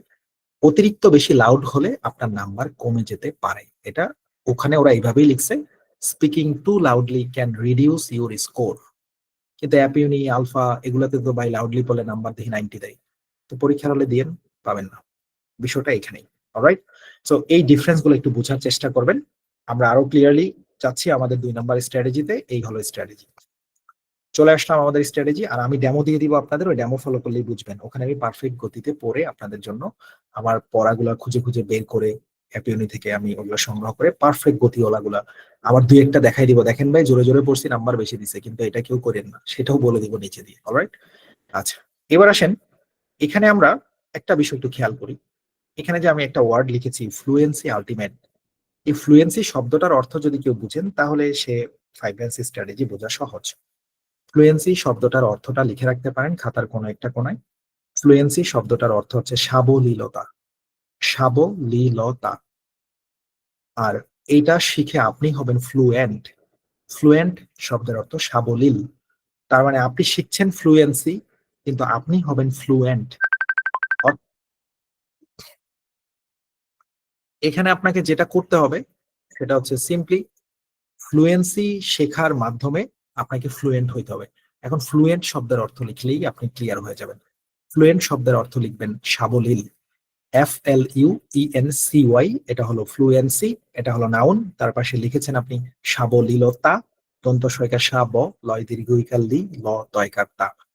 আর FLUENT, এটার উচ্চারণ ফ্লুয়েন্ট, এটার অর্থ সাবলীল, দন্ত সয়কার সা ব, লয় দীর্ঘইকার লি, ল লিল, সাবলীল। এবার আপনি ভাবেন তো, আপনাকে বলা হচ্ছে একজন সাবলীল স্পিকার হবেন। তাহলে একটু খেয়াল করেন তো, সাবলীল বলতে আমরা কি বুঝি? একজন মানুষ জেন্টেল হবে, সুন্দর মতো মডেস্ট ওয়েতে কথা বলবে, সোবার হবে, চিল্লাচিল্লি করবে না। সাবলীল মানুষ কি চিল্লায়? চিল্লায় না। সাবলীল মানুষ কি মেনমেন করে কথা বলে? মানে কারো সামনে গিয়ে যদি ভাই আসসালামু আলাইকুম, সে মোটেও সাবলীল না, সে ভয় পাইতেছে। আবার যদি বড় ভাই ভাই আসসালামু আলাইকুম, এটাও সাবলীল মানুষের কাজ না। একজন সাবলীল মানুষ খুব জেন্টেল। সো এই ওয়ার্ডটা মনে রাখলেই আপনি খুব ক্লিয়ার হয়ে যাবেন। আপনাকে এখানে 5 লাইন্স স্ট্র্যাটেজি শেখানো হচ্ছে, স্পিকিং এর সকল প্রশ্নে এগুলো অ্যাপ্লাই করতে হবে। শুধু রিড অ্যালাউড দিয়ে আমি দেখাচ্ছি, কিন্তু আপনাকে বাকি প্রশ্নগুলোতেও অ্যাপ্লাই করতে হবে। অর্থাৎ আপনাকে স্পিকিং একজন সাবলীল একজন মানুষ হইতে হবে। একজন সাবলীল মানুষ শুদ্ধ ক্লিয়ার নিজের অ্যাকসেন্টে কথা বলে। একজন সাবলীল মানুষ গতি লাউডনেসে চিল্লাচিল্লি করে না, সে জোরে জোরে সালাম দেয় না, সে আস্তে আস্তেও সালাম দেয় না, সে খুব সুন্দর করে স্বাভাবিক মাত্রায় কথা বলে। এইটা আপনি মনে রাখলেই হবে যে আপনাকে এই 5 লাইন্স স্ট্র্যাটেজি শেখানো হচ্ছে ফ্লুয়েন্ট বানানোর জন্য, সাবলীল বানানোর জন্য। এটা খাতায় লিখে রাখেন যে এই 5 লাইন্স স্ট্র্যাটেজির একটাই উদ্দেশ্য, আমাদেরকে সাবলীল স্পিকার হইতে হবে। আর এটা মনে রাখার জন্য আরেকটা উদাহরণ খাতায় নোট করবেন, অফিসের বসের সামনে বসে কথা বলা। নিশ্চয়ই আপনি আপনার অফিসের বসের সামনে বসে কথা বললে সেখানে চিল্লাচিল্লি করবেন না, মিনমিন করে কথা বলবেন না, এটা মাথায় রাখেন। যখনই স্পিকিং এর কিছু প্র্যাকটিস করবেন, আপনি ভাববেন কম্পিউটারটা আপনার অফিসের বস, এখানে চিল্লাচিল্লি করলে বস মাইন্ড করতে পারে, তাহলেই হয়ে যাবে। এবার আমরা এখানে 2 নাম্বার স্ট্র্যাটেজিটা বুঝলে বাকি 3টা রিলেটেড, সহজে বুঝতে পারবেন। আর এই স্ট্র্যাটেজিগুলো কিন্তু আমি বলছি স্পিকিং এর 7টা ক্লাসের জন্যই পড়াচ্ছি, বাকি ক্লাসগুলোতে কিন্তু এত যত্ন করে এতক্ষণ ধরে রান করা যাবে না। এই জন্য আজকের ক্লাসে আপনাকে মূল বিষয়টা ধরাই দিচ্ছি। বাকি ক্লাসে আমরা যদি খালি বলি যে ভাই স্পিকিং এর স্ট্র্যাটেজিতে 3 নম্বরের কথা মনে করেন, আপনি যেন অটোমেটিকলি বুঝে যান কোনটা বলা হচ্ছে, সেখানে কিন্তু এরকম ধরে ধরে ভেঙে চুরে বুঝাইলে আমরা টপিক পড়াইতে পারবো না। সো আজকে এটা ভালো করে বুঝে নিন, ওকে? সো স্পিকিং 5 লাইন্স স্ট্র্যাটেজির প্রথমটা বুঝছেন, খুব ভালো উদাহরণ দিলাম, ক্লিয়ার হয়ে গেল। 2 নম্বরেরটা বলেছি গতি লাউডনেস মোটেও বেশি হবে না, মোটেও আস্তে হবে না, চিল্লাচিল্লি করা যাবে না, মিনমিন করেও কথা বলা যাবে না। অফিসের বসের সামনে বসে যেভাবে শুদ্ধ করে আরাম করে বলতে হয় সেভাবেই বলবেন। এবার পাশে লেখা আছে অ্যাপ ইউনিতে স্পিড 60 থেকে 100-র ভিতরে রাখবেন বেশিরভাগ সময়। আপনাকে 20টা হোমওয়ার্ক দিলাম আগামী ক্লাসের জন্য। আপনি 20টার 10টার মধ্যে যদি দেখেন আপনার গতি 60 থেকে 100-র ভিতরে আছে, তার মানে আপনি পারফেক্ট। এখন 100 থেকে 60-র ভিতরে গতি কোনগুলাকে বলে? যেগুলো স্বাভাবিক মানুষের গতি। যেমন ধরেন আমি বলছি, my name is Shibir Ahmed, today I am here for your PT guidance, I will guide you during whole the course. স্বাভাবিক গতি। কিন্তু আমি যদি বলি my name is Shibir Ahmed, সেটার গতি চলে যাবে 60-র নিচে, অনেক কমে যাবে। আবার যদি আমি এরকম বলি my name is Shibir Ahmed, এটা আবার 100 ক্রস করে যাবে। তার মানে আপনাকে স্বাভাবিক গতি দিতে হলে অ্যাপ ইউনিতে গতিটা আগে দেখা যেত, গত 4-5 দিন ধরে এটা দেখা যাচ্ছে না। আমি খুব যুদ্ধ চালাই দিছি, আমি অ্যাপ ইউনির চাইনিজদেরকে আমি ইমেল করেছি, আমি বারবার বলছি যে আমি একজন পিটি টিউটর, আমার এই গতিটা দেখা দরকার, আমাকে গতিটা আবার ফিরিয়ে দেন, এটা আগে দেখা যেত অ্যাপ ইউনিতে। কিন্তু না দেখা গেলেও সমস্যা নেই, আমি একটা ব্যবস্থা করছি আপনাদের জন্য, সেটা আমি এখন একটু দেখাই দিব। আমি অ্যাপ ইউনি বাংলাদেশের যে মালিক আছে ইব্রাহিম ভাই, আমি ওনার সাথে কমিউনিকেট করেছি, বারবার ওনাকে আমি বলেছি, ওনাকে আমি ইমেলটাও পাঠাইছি। আমি অ্যাপ ইউনিকে যে ইমেল লিখছি যে আমাদের স্টুডেন্টদের জন্য গতি দেখাটা খুব জরুরি হয়ে পড়ে, এটা না দেখলে আমরা ভালো স্কোর করতে পারি না। ইভেন আমি সেখানে বলেছিও যে আমাদের স্টুডেন্টদের অনেক ভালো স্কোর এসছে, এই গতিটার উপর আমাদের অনেক কিছু নির্ভর করে, প্লিজ আমাদের এটা সলিউশন করেন। আমি জানি না যে অ্যাপ ইউনি এটা সলিউশন করবে কিনা, গতিটা দেখতে পেলে খুব ভালো হয়, না হলেও আমি আপনাদের একটা ব্যবস্থা করে দিচ্ছি যে ওটা কিভাবে বুঝবেন। আচ্ছা, আমার ডেমো যে দিয়ে দিব না আজকে, ওখানে গতিগুলো দেখতে পারবেন। আমি এখন পড়লে আর গতি দেখা যায় না, একটু পরে আমি লাইভ পড়ে দেখাই দিব আপনাদেরকে, আগে গতি দেখা যেত অ্যাপ ইউনিতে। আচ্ছা, এবার কি বলেছে এখানে, অ্যাপ ইউনিতে, যেহেতু আমরা অ্যাপ ইউনিতে প্র্যাকটিস করছি, অ্যাপ ইউনির গতির প্যারামিটারটা 60 থেকে 100-র ভিতরে রাখার চেষ্টা করবেন বেশিরভাগ সময়। তবে মাঝে মাঝে কম বেশি হতে পারে সামান্য পরিমাণে। তার মানে আপনি গতি মাঝে মাঝে 100 ক্রস করতে পারেন সামান্য পরিমাণে। সে এখন একটা রিড অ্যালাউড পড়ছেন, কোনো কারণে একটু গতি বেড়ে গেল, সেটা 100-র জায়গায় 110 হয়ে গেল, নো প্রবলেম, খাতায় লিখে রাখবেন সর্বোচ্চ 120, কিন্তু সেটা সব সময় হলে হবে না, সেটা মাঝে মাঝে হইতে পারে। ম্যাক্সিমাম টাইমে যেন 100 থেকে 60-র ভিতরেই থাকে, অর্থাৎ 60 থেকে 100-র ভিতরেই যেন থাকে। মাঝে মাঝে আপনি 100 ক্রস করে যেতে পারেন, ওটাই এখানে লেখা। মাঝে মাঝে একটু কমও হতে পারে, 60 কমে সেটা 40-60-তেও আসতে পারে, 40-তে আসতে পারে, 30-তেও আসতে পারে, কিন্তু সেটা সব সময় হইলে আপনাকে গতি বাড়ায় প্র্যাকটিস করতে হবে। মাঝে মাঝে বিভিন্ন পোর্টালে বিভিন্ন কারণে গতি কমে, আপনাকে ম্যাক্সিমাম সময় এই গতিটার দিকে খেয়াল রাখতে হবে। স্পিকিং এর সকল প্রশ্নে সমান গতি রাখতে হবে। অর্থাৎ আজকে আমরা পড়ছি রিড অ্যালাউড, আপনাকে রিড অ্যালাউড থেকে শুরু করে স্পিকিং এর লাস্ট কোয়েশ্চেন যেটা আছে রেসপন্ড টু এ সিচুয়েশন, সেই প্রশ্নটা পর্যন্ত প্রতিটা প্রশ্নে সমান গতি ধরে রাখতে হবে। সো এটা আবার 2 ক্লাস পরে কেউ কোশ্চেন করিয়েন না ভাই, আমি যদি রিড অ্যালাউড একটু গতি কম পড়ি, রিপিট সেন্টেন্সে কি গতি একটু বাড়াই দিলে হবে? আমি তো 5 লেন্স স্ট্র্যাটেজি দিয়েই দিছি, আমি বলেই দিছি স্পিকিং এর সকল প্রশ্নে গতি সমান রাখতে হয় যদি আপনি স্পিকিং এ 90 চান। অলরাইট, যদি আপনার দরকার পড়ে 90 বা সুপিরিয়র ইংলিশের জন্য 88, সো আপনাকে এটা মেনটেন করাটা জরুরি, আপনি একটু বেশি সতর্ক হয়ে পড়বেন। স্বাভাবিকভাবেই স্পিকিং এর শুরু থেকে শেষ পর্যন্ত একই গতি একই অ্যাকসেন্টে রাখতে হয়। ধরেন আপনি রিড অ্যালাউডে নিজের অ্যাকসেন্টে পড়লেন, ডেসক্রাইব ইমেজে গিয়ে আপনি করলেন কি আমেরিকানদের মতো পড়া শুরু করলেন, তার মানে কি দাঁড়ালো? মানে দাঁড়ালো এখানে দুইজন স্টুডেন্ট পরীক্ষা দিচ্ছে, পাইরেসি করছে, বা একজনের পরীক্ষা আরেকজন দিয়ে দিচ্ছে। একটু আগে একজন বাঙালি অ্যাকসেন্ট দিল, এখন দেখি আবার আমেরিকান পড়ছে, নিশ্চয়ই এখানে দুইটা স্টুডেন্ট ঢুকে পড়ছে। সো এই ধরনের মানে আহ ইয়েতে যাওয়ারই দরকার নেই, এর কাছে কোনো ধরনের মানে জাজমেন্টাল ওয়েতে পড়ারই দরকার নেই। আপনি সিম্পলি শুরু থেকে শেষ পর্যন্ত সমান গতি দেন, একই রকম অ্যাকসেন্ট রাখেন, তাহলেই হবে। এবার আসেন, আমরা এটা পড়লাম, একটু পরে আমি 5 লেন্স স্ট্র্যাটেজি অ্যাপ্লাই করব, যে প্রশ্নটা ওপেন করেছি সেখানে আমি এগুলা দেখিয়ে দিব গতি কিভাবে দেখা যায়, এটা এটা এভাবে কিভাবে দেখা যায়। ওকে, শুধু আপনি এখান থেকে মুখস্থ করলেন গতি এবং লাউডনেস দুটার কোনোটাই অতিরিক্ত মাত্রায় দিবেন না, দুটার কোনোটাই মিনমিন করে আসতেও দিবেন না।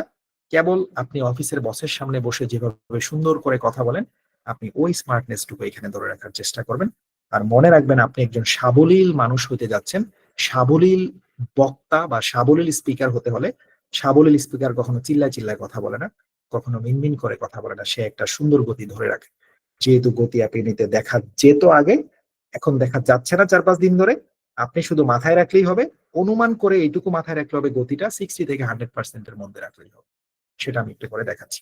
3 নাম্বার স্টাডি, 3 নাম্বারটা একটু পড়েন, সবাই যার যার জায়গা থেকে জোরে জোরে পড়েন, একটু ঘুম ভাঙিয়ে নাড়াচাড়া দেন, 12টা বেজে গেছে, অনেকের ঘুম আসছে, একটু জোরে জোরে পড়েন। আমি তো শুনবো না, মিউট করে রাখছি, কেউ শুনবে না, আপনি জোরে জোরে পড়েন, মাথায় ঢুকবে, এরপরে আমি ব্যাখ্যা করছি। মানে আজকে আপনাকে স্পিকিং এর মানে সেরা জায়গাটাতে আমি নিয়ে যাওয়ার চেষ্টা চলছে, যেন পরের ক্লাসগুলো আপনি অটোমেটিক্যালি ভালো পারফর্ম করতে পারেন। পড়েন, 3 নাম্বার স্ট্র্যাটেজিটা জোরে জোরে পড়েন, কিভাবে পড়বেন। ফুল স্টপে অবশ্যই 1 সেকেন্ড থামতে হবে, সকল কমাতে থামার প্রয়োজন নেই। ছোট বাক্য একটানা পড়ে যাব, বড় বাক্য একটানা পড়া যাবে না। চোখের আন্দাজে 8, 10, 12, 14টা শব্দ একটানা পড়ে যাব, অথবা বড় বাক্যের মাঝামাঝি কমা থাকলে সেখানে সামান্য একটু কমাতে বিরতি দেওয়া বা স্লো হওয়া যেতে পারে, কিন্তু সেটা 0.5 সেকেন্ড। তারপরে লিখে আছে নিঃশ্বাসের শো শো শব্দ কন্ট্রোল করতে হবে। এন্ড, বাট ও অন্যান্য সেন্টেন্স কানেক্টরস এর পূর্বে, যেমন WH question, which, when, where, home, এগুলো যদি বাক্যের ভিতরে থাকে তখন এগুলার পূর্বে সামান্য একটু থামা যেতে পারে। এইটুকু আপনি পড়ে নিলেন। এবার আসেন এটাকে আমি বুঝাই। ফুল স্টপে অবশ্যই 1 সেকেন্ড থামতে হবে, এটা আর বলার কিছু নেই। যেখানেই ফুল স্টপ সেখানেই 1 সেকেন্ড থামবেন, যেখানেই ফুল স্টপ দেখবেন সব সময় 1 সেকেন্ড থামবেন। ফুল স্টপ দেখলেই থামতে হবে, যে যতটা আছে ততটাতেই। কেউ ফুল স্টপ ব্রেক করে পরের বাক্য শুরু করবেন না। হয়তো এটা করলে আপনি অ্যাপিউনি, আলফা এগুলাতে নাম্বার পাবেন, ভালো নাম্বার পাবেন, কিন্তু রিয়েল এক্সাম আপনাকে বারবারই বলছে ন্যাচারাল পজ দিয়ে দিয়ে পড়েন। যেখানে প্রাকৃতিক ভাবে আপনাকে স্টপ করা দরকার সেখানে স্টপ করেন, অর্থাৎ আপনি ফুল স্টপে থেমে থেমে আগান। সকল কমাতে থামার প্রয়োজন নেই। ছোট বাক্য একটানা পড়ে যাব, বড় বাক্য একটানা পড়া যাবে না, এইটুকু নিয়ে আমরা প্রশ্নে চলে গেলাম। আরেকবার, ফুল স্টপে অবশ্যই 1 সেকেন্ড থামতে হবে, অলরাইট। দেন হচ্ছে সকল কমাতে পাত্তা দেওয়ার দরকার নেই। ছোট বাক্য একটানা পড়বেন, বড় বাক্য একটানা পড়বেন না, এই হলো কথা। ফুল স্টপ, কমা, ছোট বাক্য, বড় বাক্য। ওকে, আরেকবার, ফুল স্টপে থামবো, কমাতে থামার দরকার নাই, ছোট হলে একটানা পড়বো, বড় হলে একটানা পড়বো। এবার এখানে দেখেন তো, এই যে এগ্রিকালচারাল প্রবলেমস থেকে শুরু করে আপনি এখানে পড়তে পড়তে পড়তে পড়তে এই যে ওয়ার্ল্ডের মধ্যে আসছেন, এখানে একটা ফুল স্টপ আছে। তার মানে এখানে যখনই আপনি আসবেন অবশ্যই এখানে 1 সেকেন্ড থামবেন, সেটা যেন 1 সেকেন্ডের বেশি না হয়। আবার এরকম করিয়েন না যে ফুল স্টপে এসে আপনি হচ্ছে ব্রেক দিয়ে বসে আছেন, আপনি আর কোনো 2-3 সেকেন্ড পরে শুরু করছেন না, 1 সেকেন্ডের বেশি কিন্তু থামা যাবে না। তারপরে সকল কমাতে থামার দরকার নেই। বড় বাক্য একটানা পড়বেন না, ছোট বাক্য একটানা পড়বেন। এই জন্য আমি এটা সিলেক্ট করেছি, এখানে একটা বড় বাক্য আছে, একটা ছোট বাক্য আছে, দুইটা একসাথে আছে বিদায় এটা আমাদের একটা আইডিয়াল এক্সাম্পল। আমি এরকম ঘেটে চুড়ে ওরকমটাই আমরা সামনে এনেছি, যেন আপনাদেরকে এটা আমি সব একটার ভিতরে দেখাইতে পারি। এখানে দেখেন এগ্রিকালচারাল প্রবলেমস থেকে শুরু করে একেবারে এই পর্যন্ত এসে একটা বাক্য বিশাল বড়, দেখেন এক লাইনে শেষ হয়নি, বড় বাক্য। কিন্তু এখানে আবার একটা ছোট বাক্য আছে। তাহলে এই বড় বাক্যটা আপনার একটানা পড়ার দরকার নেই, কিন্তু এটা যে ছোট বাক্য এটা আপনি একটানাই পড়ে ফেলবেন। তাহলে বড় বাক্য একটানা না পড়লে তাহলে পড়বো কেমনে? সেটাই ওখানে বলা আছে, যদি বড় বাক্যের মাঝে কোনো কমা থাকে অথবা চোখের আন্দাজে 8-10টা শব্দের পরে কমা থাকে, তখন আপনি বড় বাক্যের ওই কমাটাতে সামান্য একটু পজ নিতে পারেন। কিন্তু বড় বাক্যের সকল কমাতে কিন্তু থামা যাবে না, সেটাও কিন্তু আপনার ওখানে বলা আছে। কি বলা আছে 3 নাম্বার স্ট্র্যাটেজিতে? নাম্বার 1 বলা আছে ফুল স্টপে অবশ্যই 1 সেকেন্ড থামতে হবে, গেল। সাথে বলা আছে সকল কমাতে থামার প্রয়োজন নাই। এবার আপনি এই বাক্যে দেখতে পাচ্ছেন কতগুলো কমা। চেঞ্জের পর একটা কমা আছে, ওয়েদারের পর একটা কমা আছে। আমি বলেছি সকল বাক্যে সকল কমাতে থামার দরকার নেই। যদি বাক্য ছোট হয় তাহলে কমা টমা যাই থাকুক পাত্তা দেওয়ার দরকার নেই, একটানা পড়ে দিবেন, সেটা ক্লিয়ার। এক কথায় ফুল স্টপে 1 সেকেন্ড থামবো, গেল। বাক্য যদি ছোট হয় সেই বাক্যের ভিতরে 100টা কমা থাকলেও আপনার কিচ্ছু করা লাগবে না, আপনি বাক্য একটানা পড়ে শেষ করে দিবেন। তাই আমি সহজ করে লিখে দিছি ছোট বাক্য একটানাই পড়ে দিই। ছোট বাক্য সেটা কেমন হতে পারে? সেখানে 8টা শব্দ, 10টা শব্দ, 12টা শব্দ, এরকম। বাট বাক্য যদি বড় হয়ে যায় সেগুলো একটানা পড়বেন না। সেখানে আপনি করবেন কি, বড় বাক্যের মাঝামাঝি গিয়ে কোনো কমা খোঁজা শুরু করবেন। এখানে দেখেন বড় বাক্যের মাঝামাঝি একটা কমা আছে, আবার বড় বাক্যের শুরুর দিকেও একটা কমা আছে। তো আমি তো বলেছি সকল কমাতে থামার দরকার নেই, কারণ আপনি চোখের আন্দাজে একটানা 10-12টা শব্দের পরে গিয়ে যদি কমা পান, আপনি সেখানে একটা পজ নিতে পারেন। আর যদি এমন হয় যে ভাই বড় বাক্য তো বললেন একটানা না পড়তে, কিন্তু এমন কোন বড় বাক্য কি পরীক্ষায় আসবে যেই বাক্যের ভিতরে একটাও কমা থাকবে না, বাট বাক্যটা অনেক বড়? হ্যাঁ আসবে। তখন কি করব? সেটাও স্ট্র্যাটেজিতে লেখা আছে, চোখের আন্দাজে 10-12টা শব্দ একটানা টেনে যাবেন। সেই 10-12টা শব্দের পরে যেখানে আপনার গলাটা একটু পজ নিতে মানে কমফোর্ট ফিল করে, সেটা তো আপনি 35 সেকেন্ডে যে রিভাইজ দিবেন ওই টাইমেই বুঝতে পারবেন, সেখানে আপনি পজটা দিলেই হবে। এটা আমি পড়ে দেখাইলে আরো ক্লিয়ার হবে, এটা একটু খেয়াল করেন। এটা বড় বাক্য, দেখবেন আমি এটারে একটানা পড়বো না। আমি করব কি, এই বাক্যটাতে এই কমাটাতে সামান্য একটু পজ নিব, কারণ আমি বলছি বড় বাক্যের মাঝামাঝি কমা থাকলে সেটাতে আপনি থামতে পারেন, সকল কমাতে থামার দরকার নেই। এখন সকল কমাতে থামলে হবেটা কি? সকল কমাতে থামলে আপনার মুখের কথার ফ্লুয়েন্সি কমে যায়। বারবার ব্রেক দিলে, গাড়ি চালানো যেরকম বারবার ব্রেক দিলে বিরক্ত লাগে না, বাসওয়ালারা বারবার ব্রেক দিলে বিষয়টা এরকম টাইপের। তো এখানে ফ্লুয়েন্সিটা কমে যাবে, আপনি বারবার বারবার ব্রেক দেওয়ার দরকার নেই। আপনি 2-1টা কমাতে না থামলেও কিচ্ছু হবে না, কারণ এখানে 5টা 6টা প্রশ্ন আসবে, নাম্বার মাত্র 10 নাম্বার। সো আপনার এখানে একটা প্রশ্ন তো মাত্র 2 নাম্বার করে পড়ে, তো কমাতেই কি 2 নাম্বার নাকি? কমাতে তো 0.10 হইতে পারে। সো আপনি তো সব কমা অ্যাভয়েড করছেন না, সো ওইখানে ওই পয়েন্ট সামথিং নাম্বারের জন্য আপনি কমাতে থেমে ফ্লুয়েন্সি যদি নষ্ট করেন, তাহলে স্পিকিং এর ওভারঅল স্কোর আবার কমে যায়। কারণ স্পিকিং এ ফ্লুয়েন্সিটা হচ্ছে মূল ব্যাপার, যেখানে আপনি না আটকে ক্লিয়ারলি কথা বলতে পারছেন কিনা, এটা হচ্ছে স্পিকিং এর মূল ব্যাপার, না আটকে ক্লিয়ারলি কথা বলা। সো আপনি যদি বারবার কমাতে ব্রেক নেন, তার মানে কি বারবার আটকে যাচ্ছেন। এই জন্য যেটা করবেন, ছোট বাক্য হলে ভাই কমা টমা যাই থাকুক ওগুলারে পাত্তা দেওয়ার দরকার নেই, একটানা পড়ে যাবেন। ছোট বাক্য বলতে কি বুঝছেন? ছোট বাক্য বলতে চোখের আন্দাজে 8, 10, 12, 14টা শব্দ এরকম হলেই হবে। কিন্তু সেটা যদি আপনার 10-12টা শব্দের বেশি হয়ে পড়ে, ধরেন 20টা 30টা শব্দ হয়ে পড়ে, সেটা কিন্তু একটা বড় বাক্য, বা চোখের আন্দাজে আপনি বুঝলেই হবে এটা বড় বাক্য। তখন এই পুরা বড় বাক্যটা একটানা পড়ার দরকার নেই, সিম্পলি বড় বাক্যের মাঝামাঝি কমা থাকলে সেটাতে একটু পজ নিয়েন, আগে পরের কমাগুলোতে পজ না নিলেও চলবে। পজ মানে সামান্য একটু বিরতি নেওয়া। যেমন খেয়াল রাখেন, আমি এটা পড়ছি, এই ওয়েদারের কমাটাতে তাকায় থাকেন, আর এই ফুল স্টপে 1 সেকেন্ড সময় দিব, এটা একটু তাকায় থাকবেন। কিন্তু এই কমাটাতে আমি থামবো না, এটা একটু দেখবেন, কারণ এটা থামলে হবে কি, মাত্র শুরু করলাম এখনই থেমে গেলাম। আমাদের চাওয়া হচ্ছে একটানা 8-10টা শব্দ পড়া, 2-3টা শব্দের পরপর ঠাসঠুস করে থেমে যাওয়া যাবে না। সো একটু তাকান এখানে, আর তাকান কমাতে, ফুল স্টপে এখানে তাকাবেন আর এখানে তাকাবেন। দেখেন এটা পড়ি আমি। Agricultural problems due to climate change, abnormal weather, water depletion and the collapse of soil have become big problems in all parts of the world. Many are now focusing on ethics and family farming as a way to combat these issues. আমি এখানে 1 second থেমেছি, এখানে 1 second থামিনি, কারণ কমা তো ফুল স্টপের মতো 1 second থামা যায় না। কমাতে আপনি বরঞ্চ 0.5 সেকেন্ড থামতে পারেন, বা গলাটাকে একটু কমফোর্ট ফিল করার জন্য আপনি এই জায়গাটাতে সামান্য একটা ব্রেক টাইপের দিতে পারেন, এই আর কি। মানে বাইক চালাচ্ছেন, মাঝে মাঝে একটু ব্রেকে খালি একটু টাচ করতেছেন, এই টাইপের একটা ব্যাপার। আর এখানে এসে বাইকটা 1 সেকেন্ডের জন্য ব্রেক দিয়ে আবার টান দিলেন, ব্যাপারটা এরকম। সো আমরা 3 নাম্বার স্ট্র্যাটেজিতে মাথায় রাখবো, ছোট বাক্য আমরা একটানা পড়ে ফেলবো, বড় বড় বাক্যগুলো আমরা একটানা পড়বো না, চোখের আন্দাজে 8-10টা শব্দ পর্যন্ত টেনে নিয়ে যাবে। এবার একটু খেয়াল করেন, আপনাদেরকে আমরা একটা উদাহরণ দেই, আপনারা একটু ইন কলের মেসেঞ্জারে অ্যান্সার করবেন। মানে এখানে ইন কল বলতে আমাদের এই গুগল মিটের এখানে লিখবেন, কোনো একটা বাক্যে ধরেন 30টা শব্দ আছে, খেয়াল করেন, কোন একটা বাক্যে 30টা শব্দ আছে, 10টা শব্দের পরে একটা কমা আছে, 14টা শব্দের পরে আরেকটা কমা আছে, 2টা কমাই এই বাক্যটার মধ্যে আছে।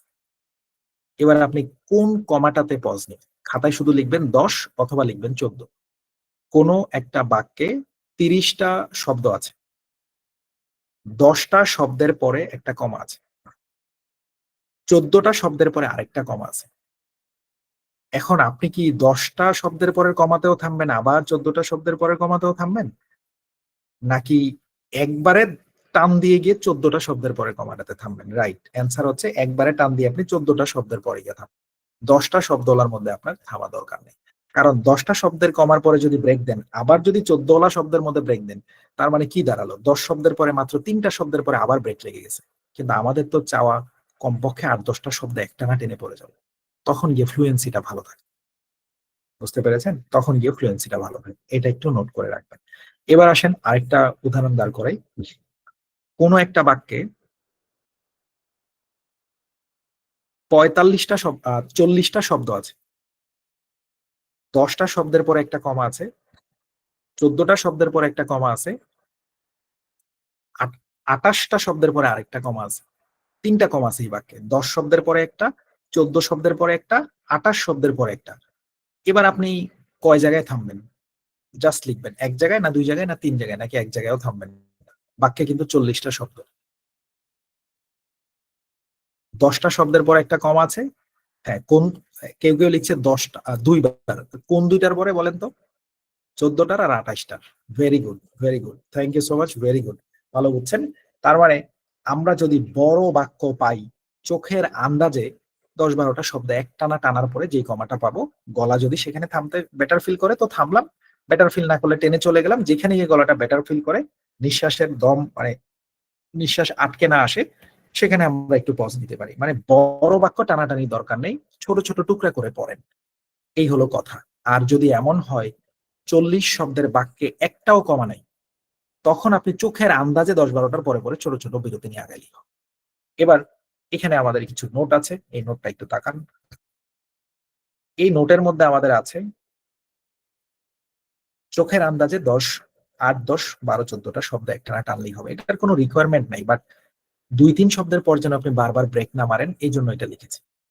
এবার আমরা এখানে আপনাদের কিছু শব্দ লিখে দিছি, এটা আপনি এইভাবে নোট নিতে পারেন যে বাক্য বিশাল বড় কিন্তু কোনো কমা নাই। এবার আপনি দেখবেন বাক্যের ভিতরে এন্ড আছে কিনা, বাক্যের ভিতরে বাট আছে কিনা, বাক্যের ভিতরে হুইচ আছে কিনা, হয়ার আছে কিনা, হয়েন আছে কিনা, হোম আছে কিনা, WH কোয়েশ্চেন বলে এগুলাকে, হোজ আছে কিনা, হো আছে কিনা, হোয়াট আছে কিনা, হাউ আছে কিনা, বাক্যের ভিতরে এগুলো আছে কিনা। আপনি ওই শব্দগুলার ঠিক আগের শব্দে আপনি পজ নিতে পারেন যদি বড় বাক্যে কমা না থাকে। তাহলে এই জিনিসটা আপনি এইভাবে সাজান, ফুল স্টপে 1 সেকেন্ড থামলাম, এটার কাহিনী শেষ। ছোট বাক্য 8-10টা শব্দের বাক্য হলে ভিতরে 100টা কমা থাকলে আপনার কিচ্ছু করা লাগবে না, আপনি একটানা পড়ে দিবেন, সেটা এখানে লিখে আছে, ছোট বাক্য একটানা পড়ে যাবো, ছোট বাক্যের কাহিনীও শেষ। এবার কাহিনী রইল বড় বাক্যের ক্ষেত্রে। যদি বড় বাক্যের ক্ষেত্রে ভিতরে কমা থাকে, সেই ক্ষেত্রে আপনি কমাকে প্রথমে প্রাধান্য দিবেন, সেই ক্ষেত্রে আপনি চোখের আন্দাজে 10, 12, 13, 14টা শব্দের পরে যেই কমাটা আছে সেটাতে আপনি একটা পজ নেবেন। আর বড় বাক্য কিন্তু কমা নাই, তখন আপনি এই শব্দগুলারে পাত্তা দিবেন। যদি দেখেন 10-12টা শব্দের পরে একটা এন্ড আছে, আপনি ওই এন্ডের আগের শব্দটাতে কমার মতো করে একটু একটু স্লো হইতে পারেন। আপনি দেখলেন কি 24টা শব্দের পরে একটা বাট আছে, কিন্তু এমন যদি হয় ভাই 2টা শব্দের পরে এন্ড আছে, 4টার পরে আবার এন্ড আছে, তাহলে কি আমি প্রত্যেক এন্ডের মধ্যে এগুলা করবো? না না না, আপনি চোখের আন্দাজে 10, 12, 14টা শব্দ যাইতে হবে। ওই 10-12টা যাওয়ার পরে যদি হুইচ, হোয়েন এগুলা পান, সেগুলোর আগের শব্দটাতে একটু পজ নিতে পারেন, সেগুলোর আগের শব্দটাতে। যেমন ধরেন আমরা এখানে কোন একটা বাক্যে লিখে আছে mister David is a rich man, he lives in Australia and he earns millions of dollars per year. এখানে অ্যান্ড দিয়েছে অনেকক্ষণ পরে, তাহলে মিস্টার ডেভিড থেকে অনেকগুলো বাক্য আছে, ওই অ্যান্ডের আগে আমরা একটু থামতে পারি। And he earns millions of dollars per year, এই বাক্যটা একটানা বলবো, অর্থাৎ অ্যান্ডের আগে একটু থেমে অ্যান্ড থেকে বাকিটা একটানা নিয়ে নিই। এটা কখন? যখন বড় বাক্যে কমা থাকবে না তখন না, কমা থাকলে এগুলোর প্রতি পাত্তা দেওয়ার দরকার নেই। তাহলে এভাবে শর্ট করে ফেললেই হলো, বড় বাক্যের মাঝামাঝি বা 14-15টা শব্দের পরে যদি কমা থাকে সেই কমাতে একটানা গেলাম, তাহলে এন্ড আর হুইচ টুইচ এগুলা খোঁজার দরকার নেই। কিন্তু বড় বাক্যে ধরেন কমা নাই, তখন আপনি এগুলা খুঁজতে পারেন। আবার যদি কোশ্চেন হয় যে ভাই বড় বাক্যের ভিতরে এগুলাও নাই বা আমার খোঁজার সময় নেই, তখন কি করব? ওই যে ফতুয়া তো দেওয়াই আছে, চোখের আন্দাজে 8-10টা শব্দ একটানা টেনে গেলেই হবে, ছোট বাক্য একটানাই পড়ে ফেলবেন। একটু পরে আমি পড়ে দিয়ে দিব, পাশাপাশি আরো ডেমো দিব, ওগুলা বুঝতে পারবেন। এবার আসেন 4 নাম্বার স্ট্র্যাটেজি। 4 নাম্বার স্ট্র্যাটেজিতে বলা আছে যা বলবো একবারই বলবো, ভুল হয়ে গেলে শুদ্ধ করা যাবে না, তবে ইচ্ছাকৃত ভুল করা যাবে না। রিপিট, রিপ্লেসমেন্ট, অমিশন, ইনসারশন এগুলা করা যাবে না। এক্সাম্পল লিখেছি অনলাইন স্ট্র্যাটেজি, পাশে লিখছি স্কিপিং। একটু দেখে নেন, প্রশ্নে নিয়ে যাই, সহজ করবেন। যা বলবো একবারই বলবো, রেকর্ডিং চলতেছে, আপনি একটা শব্দ ভুল করে ফেলছেন, সেটারে ঠিক করার জন্য পিছনের দিকে যাবেন না, তবে ইচ্ছাকৃতভাবে আবার শুদ্ধ শব্দকে আপনি ভুল বলবেন না। এইটুকু দেখেছেন। এবার চলেন প্রশ্নে নিয়ে যাই। চলে আসলাম প্রশ্নে। আপনার 35 সেকেন্ড পরীক্ষার হলে শেষ, পরীক্ষার হলে একবারই দিবে 35 সেকেন্ড, ওখানে আর প্রশ্ন থামাইতে পারবেন না। বাসায় আপনি রিডু দিয়ে বারবারই সবকিছু করতে পারবেন, এক্সামের হলে রিডু বাটন থাকবে না। সিম্পলি আপনি 35 সেকেন্ড শেষ হলো, পিপ করে শব্দ হলো, পড়া শুরু করছেন।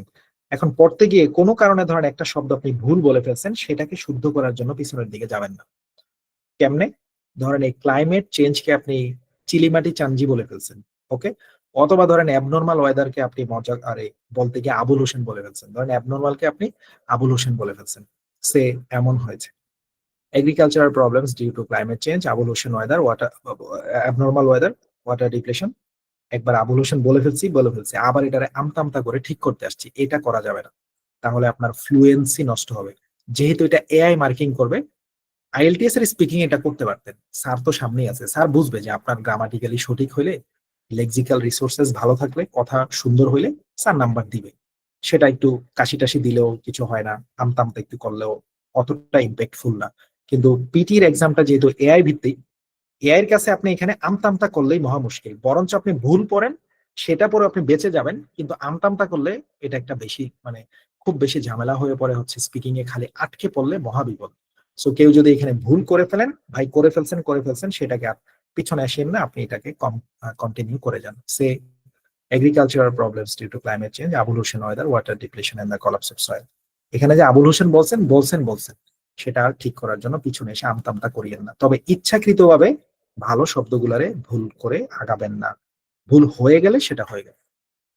পাশাপাশি আমরা বলেছি এখানে দেখেন, এখানে আমরা বলছি রিপিট, রিপিট মানে এক শব্দ দুইবার বলবেন না। রিপ্লেসমেন্ট অর্থ প্রতিস্থাপন, একটার জায়গায় আরেকটা বলবেন না। এই যে অ্যাবনর্মালের জায়গায় আপনি আবুল হোসেন বলছেন, এটা বলা উচিত হয় নাই, কিন্তু হয়ে গেছে, এবার কি করব? ওটারও সমাধান আছে, হয়ে গেছে, সেটার মাফ চাওয়ার দরকার নেই, চলে যান। আমতামতা করলে নাম্বার আরো কমবে। রিপ্লেসমেন্ট হয়ে গেছে, ভুলে গেল, সমস্যা নেই।